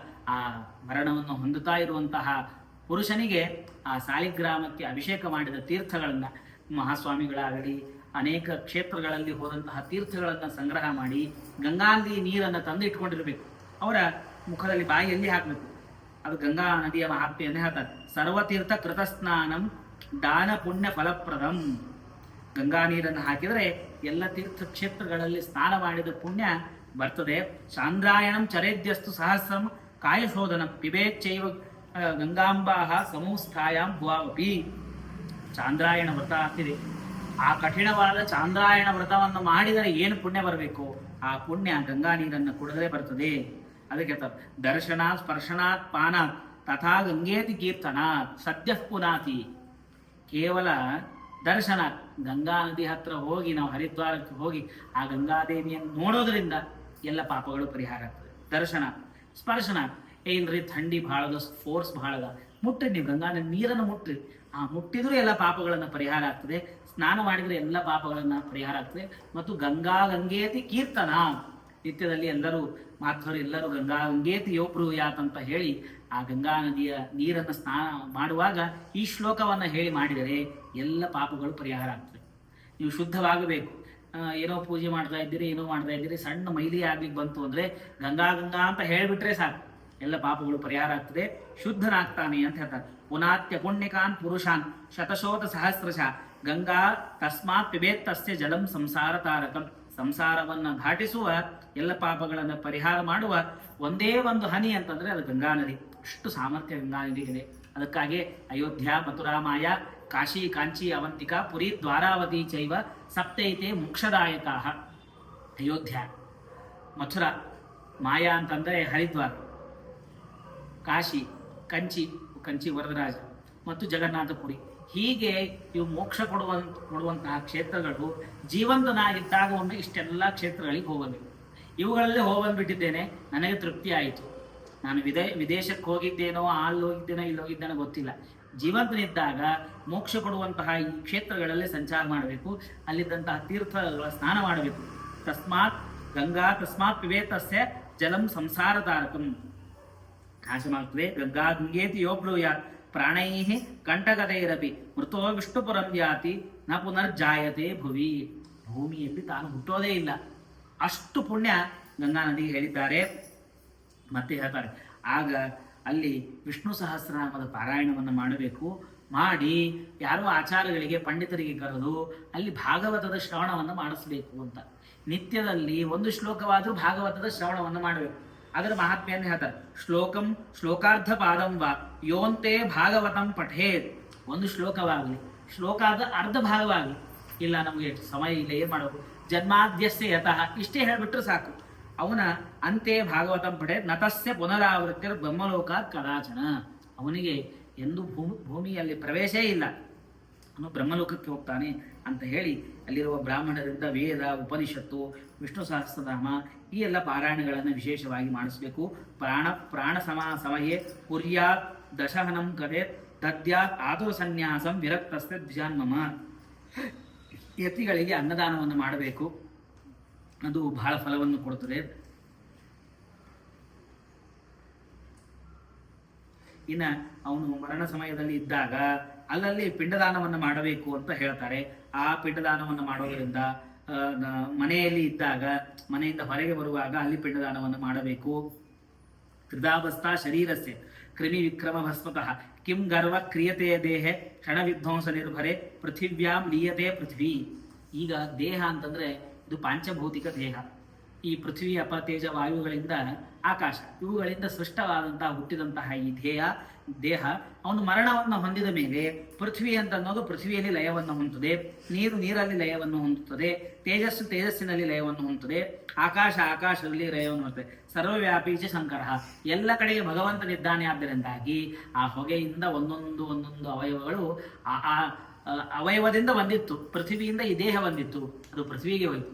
ನೀರಿಂದ ಬಂದಿತ್ತು, ಅದು ನೀರಿಗೆ ಹೋಯಿತು. ಹೀಗೆ ಹೋಗ್ತದೆ. ಸರ್ವೇಂದ್ರಿಯುತೋ ಜೀವ ಶಬ್ದಾದಿ ವಿಷಯೇ ವೃತಃ ಕಾಮರಾಗಾದಿವಿರ್ಯುಕ್ತ ಕರ್ಮಶೋಕ ಸಮನ್ವಿತ. ಆಗ ತನ್ನ ಇಂದ್ರಿಯಗಳ ಎಲ್ಲ ಹೋದ ಮೇಲೆ ತಾನು ದುಃಖ ಪಡಲಿಕ್ಕೆ ಪ್ರಾರಂಭ ಮಾಡ್ತಾನೆ. ಪುಣ್ಯವಾಸನೆಯ ಯುಕ್ತೋ ನಿರ್ಮಲೆ ಸ್ವೇನ ಕರ್ಮಣ ಪ್ರವಿಹೇತ್ ನವೇದೇಹೆ ಗೃಹೇ ದಗ್ಧೇ ಯಥಾಪುರಿ. ಇದು ಹೇಗಿದೆ ಅಂತಂದ್ರೆ, ಒಂದು ಮನೆಯಲ್ಲಿ ಒಂದು ಮನುಷ್ಯ ಇರ್ತಾನೆ, ಆ ಮನೆ ಸುಡ್ಲಿಕ್ಕೆ ಬಂದ್ರೆ ಆ ಮನೆ ಬಿಟ್ಟು ಮತ್ತೊಂದು ಮನೆಗೆ ಹೋಗ್ತಾನೆ, ಆ ಮನೆ ಸುಡ್ಲಿಕ್ಕೆ ಬಂದ್ರೆ ಮತ್ತೊಂದು ಮನೆಗೆ ಹೋಗ್ತಾನೆ. ಹೇಗೋ ಹಾಗೆ ಜೀವ ಒಂದೊಂದು ದೇಹವನ್ನು ಬಿಟ್ಟು ಬಿಟ್ಟು ಬಿಟ್ಟು ಮತ್ತೊಂದು ಮನೆಗಳಿಗೆ ಇದ್ದ ಹಾಗೆ ಒಂದೊಂದು ದೇಹಕ್ಕೆ ಹೋಗ್ತಾನೆ. ಹಾಗಾಗಿ ಆ ದೇಹದ ಮೇಲೆ ನೀನು ಅಭಿಮಾನ ಮಾಡಬೇಡ ಅಂತ ಹೇಳ್ತಾರೆ. ತದಾ ವಿಮಾನಮಾದಾಯ ಕಿಂಕಮೇ ಜಾಲಮಾಯತ ಆಯಾಂತಿ ದೇವದೂತಾಶ್ಚ ಲಸಚ್ಚಾಮರ ಶೋಭಿತಾ. ಇನ್ನು ಒಳ್ಳೆ ಪುಣ್ಯವನ್ನು ಸಂಪಾದನೆ ಮಾಡಿದ್ದಿ ಅಂತಂದ್ರೆ ಎಲ್ಲ ದೇವತೆಗಳು ಬರ್ತಾರೆ, ಕಿಂಕರರ ಸಮೇತರಾಗಿ ಬಂದು, ಬರ್ರಿ ನಿಮ್ಮ ಸಂಬಂಧ ವಿಮಾನ ಬಂದದ, ನೀವು ಬರ್ರಿ ಅಂತ ಹೇಳಿ ನಿಮ್ಮನ್ನು ಕೂಡಿಸಿಕೊಂಡು ದೇವದೂತರೆಲ್ಲ ನೀವು ಮಾಡಿದ ಗುಣಗಳನ್ನೆಲ್ಲ ಹೇಳ್ತಾ. 8ನೇ ವರ್ಷ ಇದ್ದಾಗ ಎಲ್ಲ ಹಿರಿಯರಿಗೆ ನಮಸ್ಕಾರ ಮಾಡ್ತಿದ್ದೆ ವಿದ್ಯಾರ್ಥಿ. ದೊಡ್ಡವನಾದ ಮೇಲೆ ಎಲ್ಲ ಗುರುಗಳಿಗೆ ಹಿರಿಯರಿಗೆ ನಮಸ್ಕಾರ ಮಾಡೋದು, ಮಠಗಳಿಗೆ ಹೋಗೋದು, ಅಲ್ಲಿ ತೀರ್ಥವನ್ನು ತೆಗೆದುಕೊಂಡೇ ಊಟ ಮಾಡೋದು, ಹೀಗೆ ಸಣ್ಣ ಸಣ್ಣ ಕಾರ್ಯಗಳನ್ನು ಮಾಡ್ತಾ ಇದ್ದ ಅಂತ ಹೇಳಿ ಅವನ ಗುಣೋತ್ಕರ್ಷವನ್ನೇ ದೇವತೆಗಳನ್ನು ಹೇಳ್ತಾ ಅವನನ್ನು ಕರ್ಕೊಂಡು ಹೋಗ್ತಾರೆ. ದಾನ ಪ್ರಭಾವತ್ ಸ ಮಹಾನುಭಾವ ಪ್ರಾಪ್ನೋತಿ ನಾಕಂ ಪೂಜ್ಯಪಾದ. ಅವನು ದಾನವನ್ನು ಕೊಟ್ಟದ್ದಕ್ಕಾಗಿ, ಮಹಾತ್ಮ್ಯರ ಸೇವೆಯನ್ನು ಮಾಡಿದ್ದಕ್ಕಾಗಿ ಅವನು ಸ್ವರ್ಗವನ್ನು ಹೊಂತಾನೆ. ಅದಕ್ಕೆ ಹೇಳ್ತಾರೆ, ನಾವು ಎಷ್ಟು ಸಾಧ್ಯ ಎಲ್ಲವನ್ನು ಮಾಡ್ಲಿಕ್ಕಾಗಲ್ಲ ಅಲ್ರಿ, ಎಷ್ಟು ಹೇಳಿದ್ದಾರೆ ಶಾಸ್ತ್ರಗಳೆಲ್ಲ ಅಂತಂತಂದ್ರೆ, ಯತ್ ಸ್ವಲ್ಪಮಪಿ ತದ್ಬಹು ಅಂತ ಹೇಳ್ತಾರೆ. ಏನು ತಾನು ಜೀವನದಾಗ ಏನು ಮಾಡ್ತಾ ಇರಬೇಕು, ಎಲ್ಲ ಮಾಡ್ಲಿಕ್ಕೆ ಆಗಂಗಿಲ್ಲ ನೋಡ್ರಿ, ಇದು ಮಾತ್ರ ಸತ್ಯ. ಏನು ಮಾಡಬೇಕು ಅಂತಂದ್ರೆ ಒಂದೇ ಮಾತಿನಲ್ಲಿ ವ್ಯಾಸರು ಹೇಳ್ತಾರೆ, ಅಕೃತ್ವ ಪರಸಂತಾಪ. ನೀವು ಯಾವ ಜೀವರಾಶಿಗಳಿಗೂ ತ್ರಾಸಾಗಬೇಕು ಅಂತ ಮನಸ್ಸಿನಿಂದ ಬಯಸಬಾರದು, ಮತ್ತೆ ತ್ರಾಸನ್ನು ಕೊಡಬಾರ್ದು. ಅಕೃತ್ವ ಪರಸಂತಾಪ ಅಗತ್ವ ಖಲಮಂದಿರ. ಅವನು ದುಷ್ಟ ಅಂತ ಗೊತ್ತಾದ ಮೇಲೆ ಅವನ ಮನೆಗೆ ಹೋಗ್ಬಾರ್ದು, ಎಷ್ಟಾದ್ರೂ ಅವನಿಂದ ದೂರ ಇರಬೇಕು. ಅಗತ್ವ ಖಲಮಂದಿರ ಅನುಸೃತ್ಯ ಸತಾಂ ವರ್ತ್ಮ. ಜ್ಞಾನಿಗಳು, ಪಂಡಿತರು, ತಂದೆ ತಾಯಿಗಳು ಅವ್ರು ಏನು ಹೇಳ್ತಾರಲ್ಲ ಆ ಮಾರ್ಗವನ್ನು ನಡೆಯಬೇಕು. ಅಕೃತ್ವ ಪರಸಂತಾಪ ಅಗತ್ವ ಖಲಮಂದಿರಂ ಅನುಸೃತ್ಯ ಸತಾಂ ವರ್ತ್ಮ. ನಮ್ಮ ಆಚಾರ್ಯ ಹೇಳ್ಯಾರ, ನಮ್ಮ ಸ್ವಾಮಿಗಳು ಹೇಳ್ಯಾರ, ಹಿಂಗೆ ಮಾಡ್ರಿ, ಹಿಂಗೆ ಒಳ್ಳೆ ಕೆಲಸ ಮಾಡ್ರಿ ಅಂತ ಹೇಳಿದ್ದಾರೆ. ಅದನ್ನು ನಾವು ಅನುಸರಿಸ್ತೀವಿ ಅಂತ ಅದನ್ನ ಅನುಸರಿಸ್ತಾ ಹೋದ್ರೆ ಯತ್ ಸ್ವಲ್ಪಮಪಿ ತದ್ಬಹು. ನೀವು ಅದು ಮಾಡಿದ್ ಭಾಳ ಏನಲ್ಲ, ಸ್ವಲ್ಪ ಮಾಡಿರ್ತೀರಿ, ಆದ್ರೆ ಅದು ಭಾಳ ಮಾಡಿದಷ್ಟು. ಹಾಗಾಗಿ ದಾನ ಪ್ರಭಾವತ್ ಸಮಹಾನುಭಾವ ಪ್ರಾಪ್ನೋತಿ ನಾಕಂ ಸುರಪೂಜ್ಯಮಾನ. ದೇವತೆಗಳೆಲ್ಲ ಅವನಿಗೆ ಪೂಜೆ ಮಾಡ್ತಾರೆ. ಅಯ್ಯೋ ಎಷ್ಟು ಚಂದ ಪುಣ್ಯ ಮಾಡಿ, ನೀನು ಪುಣ್ಯ ಮಾಡಿ ಈ ಲೋಕವನ್ನು ಪಡೆದಿದ್ದಿ ಅಂತ ಹೇಳ್ತಾರೆ. ಮುಂದೆ ಗರುಡ ದೇವರು ಒಂದು ಪ್ರಶ್ನೆಯನ್ನು ಕೇಳ್ತಾರೆ. ದೇಹದಾಹ ವಿಧಾನಂಚ ವದ ಸುಕೃತಿ ನಾಂ ವಿಭೋ ಸತಿ ಯದಿ ಭವೇತ್ ಪತ್ನಿ ತಸ್ಯಾಶ್ಚ ಮಹಿಮಾ ವದ. ಇನ್ನು ದೇಹವನ್ನು ಸುಡ್ತಾ ಇದ್ದಾರೆ. ಆ ಸುಡ್ತಾ ಇರಬೇಕಾದಾಗ ಸುಟ್ಟಾದ್ಮೇಲೆ ಯಾವ ಕ್ರಿಯೆಗಳನ್ನು ಮಾಡಬೇಕು ಅದನ್ನು ಹೇಳಿ, ಮತ್ತೆ ಅವಳ ಹೆಂಡತಿ ಸತಿಯಾಗಿದ್ದರೆ ಆ ಸತಿಯಾದ ಹೆಂಡತಿ ಯಾವ ಕಾರ್ಯಗಳನ್ನು ಮಾಡಬೇಕು ಅದನ್ನು ಹೇಳ್ರಿ ಅಂದಾಗ ಭಗವಂತ ಹೇಳ್ತಾನೆ, ಶೃಣುತಾಕ್ಷ ಪ್ರವಕ್ಷಾಮಿ ಸರ್ವ ಔರ್ಧ್ವದೇಹಿಕಂ ಯತ್ಕೃತ್ವ ಪುತ್ರಪೋತ್ರಾಶ್ಚ ಮುಚ್ಚತೆ ಪೈತೃಕಾವೃಣ. ಮಕ್ಕಳು ಅವರೆಲ್ಲರೂ ಕೂಡ ಪಿತೃಋಣದಿಂದ ಮುಕ್ತರಾಗಬೇಕಾದರೆ ಯಾವ ಕಾರ್ಯಗಳನ್ನು ಮಾಡಬೇಕು ಅದನ್ನ ಹೇಳಿ ಅಂತ ಕೇಳಿದಾಗ ಹೇಳ್ತಾರೆ, ತದಾ ಶೋಕಂ, ಮರಣವನ್ನು ಹೊಂದಿದ ಮೇಲೆ ಜೋರಾಗಿ ಅಳಬೇಕು, ದುಃಖವನ್ನು ಪಡಬೇಕು. ಆದರೆ ಯಾವಾಗ ನಾವು ಕ್ರಿಯಾ ಪ್ರಾರಂಭ ಮಾಡ್ತೀವೋ ಆಗ ತದಾ ಶೋಕಂ ಪರಿತ್ಯಜ್ಯ, ಆಗ ಅಳಬಾರ್ದು. ಅಳದೇನೆ ತದಾ ಶೋಕಂ ಪರಿತ್ಯಜ್ಯ ಕಾರೇನ್ ಮುಂಡನಂ ಸುತಃ. ಮೊದಲಿಗೆ ತಲೆಯನ್ನು ಮಾಡಿಸ್ಕೊಳ್ಳೋದು. ನಾನು ಮಾಡಿಸ್ಕೊಳ್ಳಲ್ಲಪ್ಪ, ಬಹಳಷ್ಟು ಎಣ್ಣೆ ಕೊಟ್ಟು ಎಲ್ಲ ಮಾಡಿಸಿ ಕೂದಲವನ್ನು ಬೆಳೆಸಿದ್ದೇನೆ, ನಾನು ತಲೆಯನ್ನು ಬಳಸ್ಕೊಳ್ಳೋದಿಲ್ಲ ಅಂತ ಹೇಳಬಾರ್ದು. ಯಾಕೆ ಅಂತಂದ್ರೆ ಅದಕ್ಕೆ ಹೇಳ್ತಾರೆ, ಸಮಸ್ತ ಬಾಂಧವೇರ್ಯುಕ್ತ ಸರ್ವ ಪಾಪೈರ್ ವಿಮುಕ್ತ ಕೈಹಿ ಮೃತಸ್ನಾನೆ ಶವೋ ನಾಮ ತಸ್ಯ ನಾಮ ಪ್ರದಾಯತೆ ಮಾತಾ ಪಿತ್ರೋರ್ಮುತೋ ಏನ ಕಾರ್ಯತಂ ಮುಂಡನಂ ನಹಿ ಆತ್ಮಜಸ್ತಕತಂ ನೇಯಂ ಸಂಸಾರಾರ್ಣವಧಾರಕಃ. ಬಹಳ ಪಾಪ ಬರ್ತದೆ ಅವರಿಗೆ, ವಿಶೇಷವಾಗಿ ಬಂಧು ಬಾಂಧವರು, ಕರ್ತು ಆದಂತಹ ಮಗನು ಇವನು ಮುಂಡನವನ್ನು ಮಾಡಿಕೊಳ್ಳಲೇಬೇಕು. ಅಥೋ ಮುಂಡನಂ ಅವಶ್ಯಂ ನಖ ಕಕ್ಷ ವಿವರ್ಜಿತಂ. ನಖವನ್ನ ಮುಗುರವನ್ನೆಲ್ಲ ತಕ್ಕೋಬೇಕು, ಮುಂಡನವನ್ನು ಮಾಡ್ಕೋಬೇಕು. ತಥಾ ಸಬಾಂಧವ ಸ್ನಾತ್ವ ಧೌತ ವಸ್ತ್ರಾಣಿ ಧಾರೆಯೇ. ಅಂಚಿಲ್ಲದ ವಸ್ತ್ರವನ್ನು ಧಾರಣೆ ಮಾಡಬೇಕು. ಧಾರಣವನ್ನು ಮಾಡಿ ಗೋಪಿಚಂದನವನ್ನು ಧಾರಣ ಮಾಡಿ ಆ ಶವಕ್ಕೆ ಸ್ನಾನವನ್ನು ಮಾಡಿಸಿ ಅಲ್ಲಿ ಗೋಪಿಚಂದನ ಭಗವಂತನ ನಿರ್ಮಾಲ್ಯವನ್ನು ಕೊಟ್ಟು ತೀರ್ಥವನ್ನೆಲ್ಲ ಕೊಟ್ಟು ಮೃತ ಸ್ನಾನೇ ಶವೋ ನಾಮ, ಅಲ್ಲಿಂದ ಅವನ ಶವ ಅಂತ ಕರೀತಾರೆ. ಅಲ್ಲಿವರೆಗೆ ತಂದೆ ತಾಯಿ ಅಂತ ಕರಿತಾ ಇದ್ರು, ಅದು ಅಂತ ಅದನ್ನು ವಸ್ತು ರೂಪೇಣ ಕರೀಲಿಕ್ಕೆ ಪ್ರಾರಂಭ ಮಾಡ್ತೀವಿ. ಅದನ್ನು ಹೇಳ್ತಾರೆ. ಅಲ್ಲಿವರೆಗೆ ಸಂಬಂಧವನ್ನು ಹೇಳಿ ಉಪಚಾರವನ್ನು ಮಾಡ್ತಾ ಇದ್ವಿ. ಪ್ರೇತ ಆಮೇಲೆ ಶವ ಅಂತ ಸಂಬೋಧನವನ್ನು ಮಾಡ್ತಾರೆ. ದ್ವಾರದೇಶೆ ಭವೇತ್ ಪಾಂತಾಹ ತಸ್ಯ ನಾಮ ಪ್ರದಾಯತೆ. ಅಲ್ಲಿ ಅವನು ಬಾಗಿಲಿನ ಮೇಲೆ ಒಂದು ಪಿಂಡವನ್ನು ಇಡಬೇಕು. ಪಿಂಡವನ್ನು ಇಟ್ಟು ಮುಂದೆ ಸ್ಕಂದದ ಮೇಲೆ ಪಿಂಡವನ್ನು ಆ ಪಿಷ್ಟದ ಹಿಟ್ಟಿನ ಪಿಂಡಗಳನ್ನು ಇಡುವಂತ ಹೇಳ್ತಾರೆ. ಅದನ್ನು ಇಡಬೇಕು. ಸ್ಕಂದಂ ಪುತ್ರೇಣ ದಾತವ್ಯ. ಅಷ್ಟಾಗಿ ಯಾರು ಶವವನ್ನು ಒಯ್ತಾ ಇರಬೇಕಾದಾಗ ಹೆಗಲನ್ನು ಕೊಡ್ತಾರೆ. ನಾವು ಹಿಡ್ಕೊಂಡು ಹೋಗ್ತೀವ್ರಿ, ಅವ್ರು ಒಯ್ತಾ ಇದ್ದಾರೆ ಆಂಬುಲೆನ್ಸ್ದಾಗ ಒಯ್ದು ಬಿಡ್ಲಿ ಅಂತ ಅನ್ನೋದೇ ಒಂದು 4 ಹೆಜ್ಜೆ ನಡಿಬೇಕಂತ ಹಿಡ್ಕೊಂಡು ನಾರಾಯಣ ನಾರಾಯಣ ನಾಮಸ್ಮರಣೆಯನ್ನು ಮಾಡ್ತಾ ನಡೆದರೆ ಅದಕ್ಕೆ ಫಲವನ್ನೇ ಹೇಳ್ತಾರೆ. ಏನು ಫಲ ಅಂತಂದ್ರೆ ಅಶ್ವಮೇಧ ಫಲಂ ಪುತ್ರೋ ಲಭತೇಚ ಪದೇ ಪದೇ. 1 ಹೆಜ್ಜೆ ಇಟ್ಟರೆ 1 ಅಶ್ವಮೇಧ ಯಾಗ ಮಾಡಿದಷ್ಟು ಪುಣ್ಯ ಅಂತೆ. ಹಾಗಾಗಿ ಯಾರೇ ಮರಣವನ್ನು ಹೊಂದಿದಾಗ ಅವರು ನೋಡಿದ್ರು ಶುಭ, ಅವರನ್ನ ಹೆಗಲ ಮೇಲೆ ಇಟ್ಟುಕೊಂಡು ಪಾದಯಾತ್ರೆ ಮಾಡ್ಬೇಕಂತೆ. ಬಹಳ ಪುಣ್ಯ, ಅಶ್ವಮೇಧದ ಪುಣ್ಯ ಬರ್ತದೆ. ನೀತ್ವಾ ಸ್ಕಂಧೆ ಸ್ವಪೃಷ್ಟೇವ ಸದಾ ತಾತೇನ ಲಾಲಿತಾ. ಇದರಿಂದ ಲಾಭ ಏನು ಅದನ್ನು ಬಹಳ ಸುಂದರವಾಗಿ ಹೇಳ್ತಾರೆ. ಮಾಡೋದ್ರಿಂದಾಗಿ ಎಷ್ಟು ನಾವು ಸಣ್ಣವರಿದ್ದಾಗ ತಂದೆ ತಾಯಿಗಳು ನಮ್ಮನ್ನು ಎತ್ಕೊಂಡಿರ್ತಾರೆ, ಎತ್ಕೊಂಡು ವಾಂತಿ ಮಾಡ್ಕೋತೀವಿ, ಅಲ್ಲೇ ಏನೇನೋ ಮೂತ್ರಪುರಿ ಶಾಲೆಗಳನ್ನು ಮಾಡ್ತೀವಿ. ಇಷ್ಟೆಲ್ಲ ಮಾಡಿದ್ರು ಕೂಡ ಆ ತಂದೆ ತಾಯಿಗಳು ಈ ಮಗ ಇಷ್ಟು ತ್ರಾಸ ಕೊಡ್ತಾ ಇದ್ದಾನೆ ಅಂತ ಬಿಡೋದಿಲ್ಲ. ಅದನ್ನು ಎತ್ಕೋತಾರೆ ಕೂಸನ್ನ. ಆ ಎತ್ಕೊಂಡು ಪ್ರೀತಿಯನ್ನ ಮಾಡಿರ್ತಾರೆ, ಬೆಳೆಸಿರ್ತಾರೆ. ಆ ಎಲ್ಲ ಮಾಡಿದ ಋಣ ಏನಿರ್ತದಲ್ಲ ಕೂಸಿದ್ದಾಗ ಎತ್ಕೊಂಡು ಋಣ, ಆ ಋಣ ಒಂದೊಂದು ಪಾದವನ್ನು ನಡೆದಾಗ ಆ ಋಣವನ್ನೆಲ್ಲ ಕೊಟ್ಟಿದಾಗ ಆಗ್ತದೆ ಅಂತ ಹೇಳ್ತಾರೆ. ನೀತ್ವಾ ಸ್ಕಂದೇ ಸ್ವಪೃಷ್ಟೇವ ಸದಾ ತಾತೇನ ಲಾಲಿತ. ನಮ್ಮ ಬೆನ್ನ ಮೇಲೆ ಇಟ್ಕೊಂಡಿರ್ತಾರೆ, ತಲೆ ಮೇಲೆ ಇಟ್ಕೊಂಡಿರ್ತಾರೆ, ಆಟ ಆಡಿಸಿರ್ತಾರೆ. ಈ ಎಲ್ಲ ಮಾಡಿದಕ್ಕಾಗಿ ತದೇವ ತಂದ್ರಾನ್ ಮುಚ್ಚೆ ಮೃತಂ ಸ್ವಪಿತರಂ ವಹೇ. ಹಾಗಾಗಿ ಅವಶ್ಯವಾಗಿ ತಂದೆಯನ್ನ ಹೆಗಲನ್ನು ಕೊಡಬೇಕು ಅಂತ ಹೇಳ್ತಾರೆ. ತಥೋ ಅರ್ಥ ಮಾರ್ಗೇ ವಿಶ್ರಾಮಂ ಸಾಮರ್ಥ್ಯಂ ಭಕ್ಷಕಾರಯೇತ್ ಸಂಸ್ಥಾಪ್ಯ ಭೂತ ಸಂಜ್ಞಾಯೇ ತಸ್ಮೈ ಪ್ರೇತೇನ ದಾಪಯೇತ್ ಪಿಶಾಚ ರಾಕ್ಷಸ ಯಕ್ಷ ಏ ಚಾನ್ಯೇ ದಿಕ್ಷು ಸಂಸ್ಥಿತಾ. ಎಲ್ಲ ದಿಕ್ಕುಗಳಿಗೆ ಪಿಂಡವನ್ನು ಇಡಿಸ್ತಾರೆ. ಇಡಿದಿದ್ದರೆ ಪಿಶಾಚ ರಾಕ್ಷಸ ಯಕ್ಷರು ಇವರೆಲ್ಲರಿಂದ ಬಾಧೆ ಆಗ್ತದೆ ಅಂತ ಅದರ ಬಗ್ಗೆ ಹೇಳ್ತಾರೆ. ಅಥೋ ನೀತ್ವಾ ಸ್ಮಶಾನೇಸು ಸ್ಥಾಪಯೇತ್ ಉತ್ತಮಾನತಂ. ಸ್ಮಶಾನದಲ್ಲಿ ಇಡುವಾಗ ಅಲ್ಲೂ ಮಂಡಲವನ್ನು ಮಾಡಿ ಇಡಬೇಕಂತೆ. ಇಟ್ಟು ಪುಷ್ಪಾಕ್ಷತೆ ರಭ್ಯಚರ್ಚ, ಅಕ್ಷತೆ ಪುಷ್ಪಗಳಿಂದ ಮಾಡಿ ಪ್ರದಕ್ಷಿಣೆ ಮಾಡಿ ಬಾಯಲ್ಲಿ ಅಕ್ಕಿಯನ್ನು ಹಾಕಿ ಅದನ್ನು ಪ್ರೇತವನ್ನು ಒಯ್ಯಬೇಕು. ಕ್ರವ್ಯ ಎನ್ನುವಂತಹ ಅಗ್ನಿ, ಆ ಅಗ್ನಿಯನ್ನು ಇಲ್ಲೇ ಸ್ಥಾಪನೆಯನ್ನು ಮಾಡಿ ಒಂದು ಗಡಿಗೆಯಲ್ಲಿ ಅಗ್ನಿಯನ್ನು ಇಟ್ಟುಕೊಂಡು ಅಲ್ಲಿಯವರೆಗೆ ಹೋಗಬೇಕು ಅಂತ ಅದನ್ನು ಹೇಳ್ತಾರೆ. ಸುಡುವಾಗ ಯಾವ ಕಾಷ್ಟವನ್ನು ತೆಗೆದುಕೊಳ್ಬೇಕು ಅಂತಂದ್ರೆ ಅದಕ್ಕೆ ಹೇಳ್ತಾರೆ ಶ್ರೀಖಂಡ ತುಳಸಿ ಕಾಷ್ಟ. ಇಡಿ ಒಂದು 8 ತುಳಸಿ ಕಾಷ್ಟವನ್ನು ಹಾಕಬೇಕಲ್ಲಿ. ಕಷ್ಟ ಆದರೆ ಯಥಾಶಕ್ತಿ ತುಳಸಿ ಕಾಷ್ಟ, ಚಂದನದ ಕಟ್ಟಿಗೆಗಳು, ಪಲಾಶ, ಅಶ್ವತ್ಥು ಇಂತಹ ಸಮಿತ್ತುಗಳನ್ನು ಕಟ್ಟಿಗೆಯನ್ನೇ ತಂದು ಅವುಗಳಿಂದ ದಾಹವನ್ನು ಮಾಡಬೇಕು. ದಾಹವನ್ನು ಮಾಡುವಾಗ ಶ್ಲೋಕವನ್ನು ಇಲ್ಲಿ ಮಂತ್ರವನ್ನು ಹೇಳ್ತಾರೆ. ಆ ಮಂತ್ರವನ್ನು ಉಚ್ಚಾರಣೆ ಮಾಡಬೇಕು. ಚಿತಾಂ ಆರೋಪ್ಯ ತಂಪ್ರೇತಂ ಪಿಂಡೋದ್ದೋ ತತ್ರ ಲಾಪಯೇತ್. 2 ಪಿಂಡಗಳನ್ನ ಅಲ್ಲಿ ಸ್ಥಾಪನೆ ಮಾಡಿದ ಮೇಲೆ ಪಿಂಡವನ್ನು ಇಡಬೇಕು. ಚಿತಾಯಾಂ ಶವಹಸ್ತೇಚ ಪ್ರೇತನಾಮ ಖಗೇಶ್ವರ.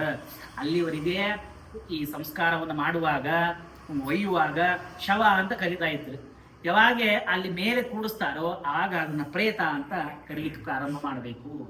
ಸಪಿಂಡೀಕರಣ ಆದ ಮೇಲೆ ಅಲ್ಲಿ ಪ್ರೇತತ್ವ ಮುಗಿತು. ಸಪಿಂಡೀಕರಣದ ಆತ್ಮೆಯನ್ನು ಮುಂದೆ ಹೇಳ್ತಾರೆ. ಆಗ ಅವನ ಪ್ರೇತ ಅಂತ ಕರೆದೇನೆ ಪಿತಾ ಅಥವಾ ಯಾರು ಹೋಗಿರ್ತಾರೋ ಆ ಹೆಸರಿಂದ ಕರಿಬೇಕು. ಆ ಹೆಸರು ಅವ್ರಿಗೆ ಕರಿಬೇಕಾದ್ರೆ ಇಷ್ಟೆಲ್ಲ ಮಾಡಬೇಕು. ಶ್ರಾದ್ದಾದಿಗಳನ್ನು ಮಾಡಿದ ಮೇಲೆ, ಸಪಿಂಡೀಕರಣ ಮಾಡಿದ ಮೇಲೆ ಅದಾಗ್ತದೆ. ಕೇಪಿತಂ ಸಾಧನಂ ಪ್ರಾಹು ಪ್ರೇತಕಲ್ಪೋ ವಿಧಾಜನಾ ಚಿತಾಯಾಮ್ ತೇನ ನಾಮ ಪ್ರೇತನಾಮ್ನಾಥಕಾರಯೇ. ಪ್ರೇತ ಅಂತ ಕರಿಬೇಕು. ಮುಂದೆ ಪಂಚಕೇಶು ಮೃತಾಯಸ್ಸು ನಗತಿಂ ಲಭ್ಯತೆ ನರಹ. ಇಲ್ಲ ಪಂಚನಕ್ಷತ್ರಗಳು ಧನಿಷ್ಠ ನಕ್ಷತ್ರ, ಶತಭಿಷ ನಕ್ಷತ್ರ, ಪೂರ್ವ ಭಾದ್ರಪದ, ಉತ್ತರ ಭಾದ್ರಪದ, ರೇವತಿ ಈ ನಕ್ಷತ್ರಗಳಲ್ಲಿ ಹೋದ್ರೆ ಏನ್ ಮಾಡಬೇಕು ಅಂತಂದ್ರೆ ಈ ನಕ್ಷತ್ರಗಳಲ್ಲಿ ಯಾರು ಹೋಗ್ತಾರೆ ಅದು ಅನಿಷ್ಟವಾದಂತಹದ್ದು. ಅವರು ಆ ಇಷ್ಟು ದಿವಸ ಮನೆಯಲ್ಲಿ ಇರಬಾರದು. ಶಾಂತಿಯನ್ನ ವಿಶೇಷವಾಗಿ ಪಂಚಕ ಶಾಂತಿ, ತ್ರಿಪಾದಿ ಶಾಂತಿ. ಇನ್ನು 3 ನಕ್ಷತ್ರಗಳಲ್ಲಿ ಹೋದ್ರೆ ತ್ರಿಪಾದಿ ಶಾಂತಿ. ಆ ನಕ್ಷತ್ರದ ದೇವತೆಗಳನ್ನು ಹೇಳಿದ್ದಾರೆ. ವರುಣದೇವರು, ಆಮೇಲೆ ಅಜೇಕಪಾದ್, ಅಹಿರ್ಬುದ್ಧಿ, ಪೂಷಾ, ಹೀಗೆ ನಕ್ಷತ್ರದ ದೇವತೆಗಳು. ಆ ದೇವತೆಗಳನ್ನ ಪೂಜೆಯನ್ನ ಮಾಡಿ ಒಂದು ರೂಮಿಗೆ ಹೋಗಲಾರದ ಹಾಗೆ ಇರಬೇಕು. ಇನ್ನ ಮುಂದೆ ಇನ್ಯಾವ ಉಪಚಾರಗಳನ್ನು ಮಾಡಬೇಕು, ಪತಿವ್ರತ ಆದಂತಹ ಸ್ತ್ರೀ ಏನೇನು ಮಾಡಬೇಕು ಆ ಸಮಯದಲ್ಲಿ ಅನ್ನೋದನ್ನ ವಿಸ್ತಾರವಾಗಿ ಹೇಳಿದ್ದಾರೆ. ಅದನ್ನು ನಾಳೆ ಕೇಳೋಣ. ಶ್ರೀಕೃಷ್ಣ ಅರ್ಪಣ ಮಸ್ತು. ಯಸ್ಸರ್ವ ಗುಣಸಂಪೂರ್ಣ ಸರ್ವದೋಷ ವಿವರ್ಜಿತ ಪ್ರಿಯತಾಂ ಪ್ರೀತ ಏವಾಲಂ ವಿಷ್ಣುವರ್ಮೇ ಪರಮಸಹೃತ. ತತ್ರೈವ ಗಂಗಾ ಯಮುನಾ ಚ ತತ್ರ ಗೋದಾವರಿ ತತ್ರ ಸರಸ್ವತಿ ಚ ಸರ್ವಾಣಿ ತೀರ್ಥಾನಿ ವಸಂತಿ ತತ್ರ ಯತ್ರಾಚ್ಯುತೋದಾರ ಕಥಾಪ್ರಸಂಗಃ. ಅನೇನ ಭಾವಿಯ ಪುಣ್ಯಂ ಅವಾಪ್ನೋತು. ಶ್ರೀಕೃಷ್ಣ ಅರ್ಪಣ ಮಸ್ತು.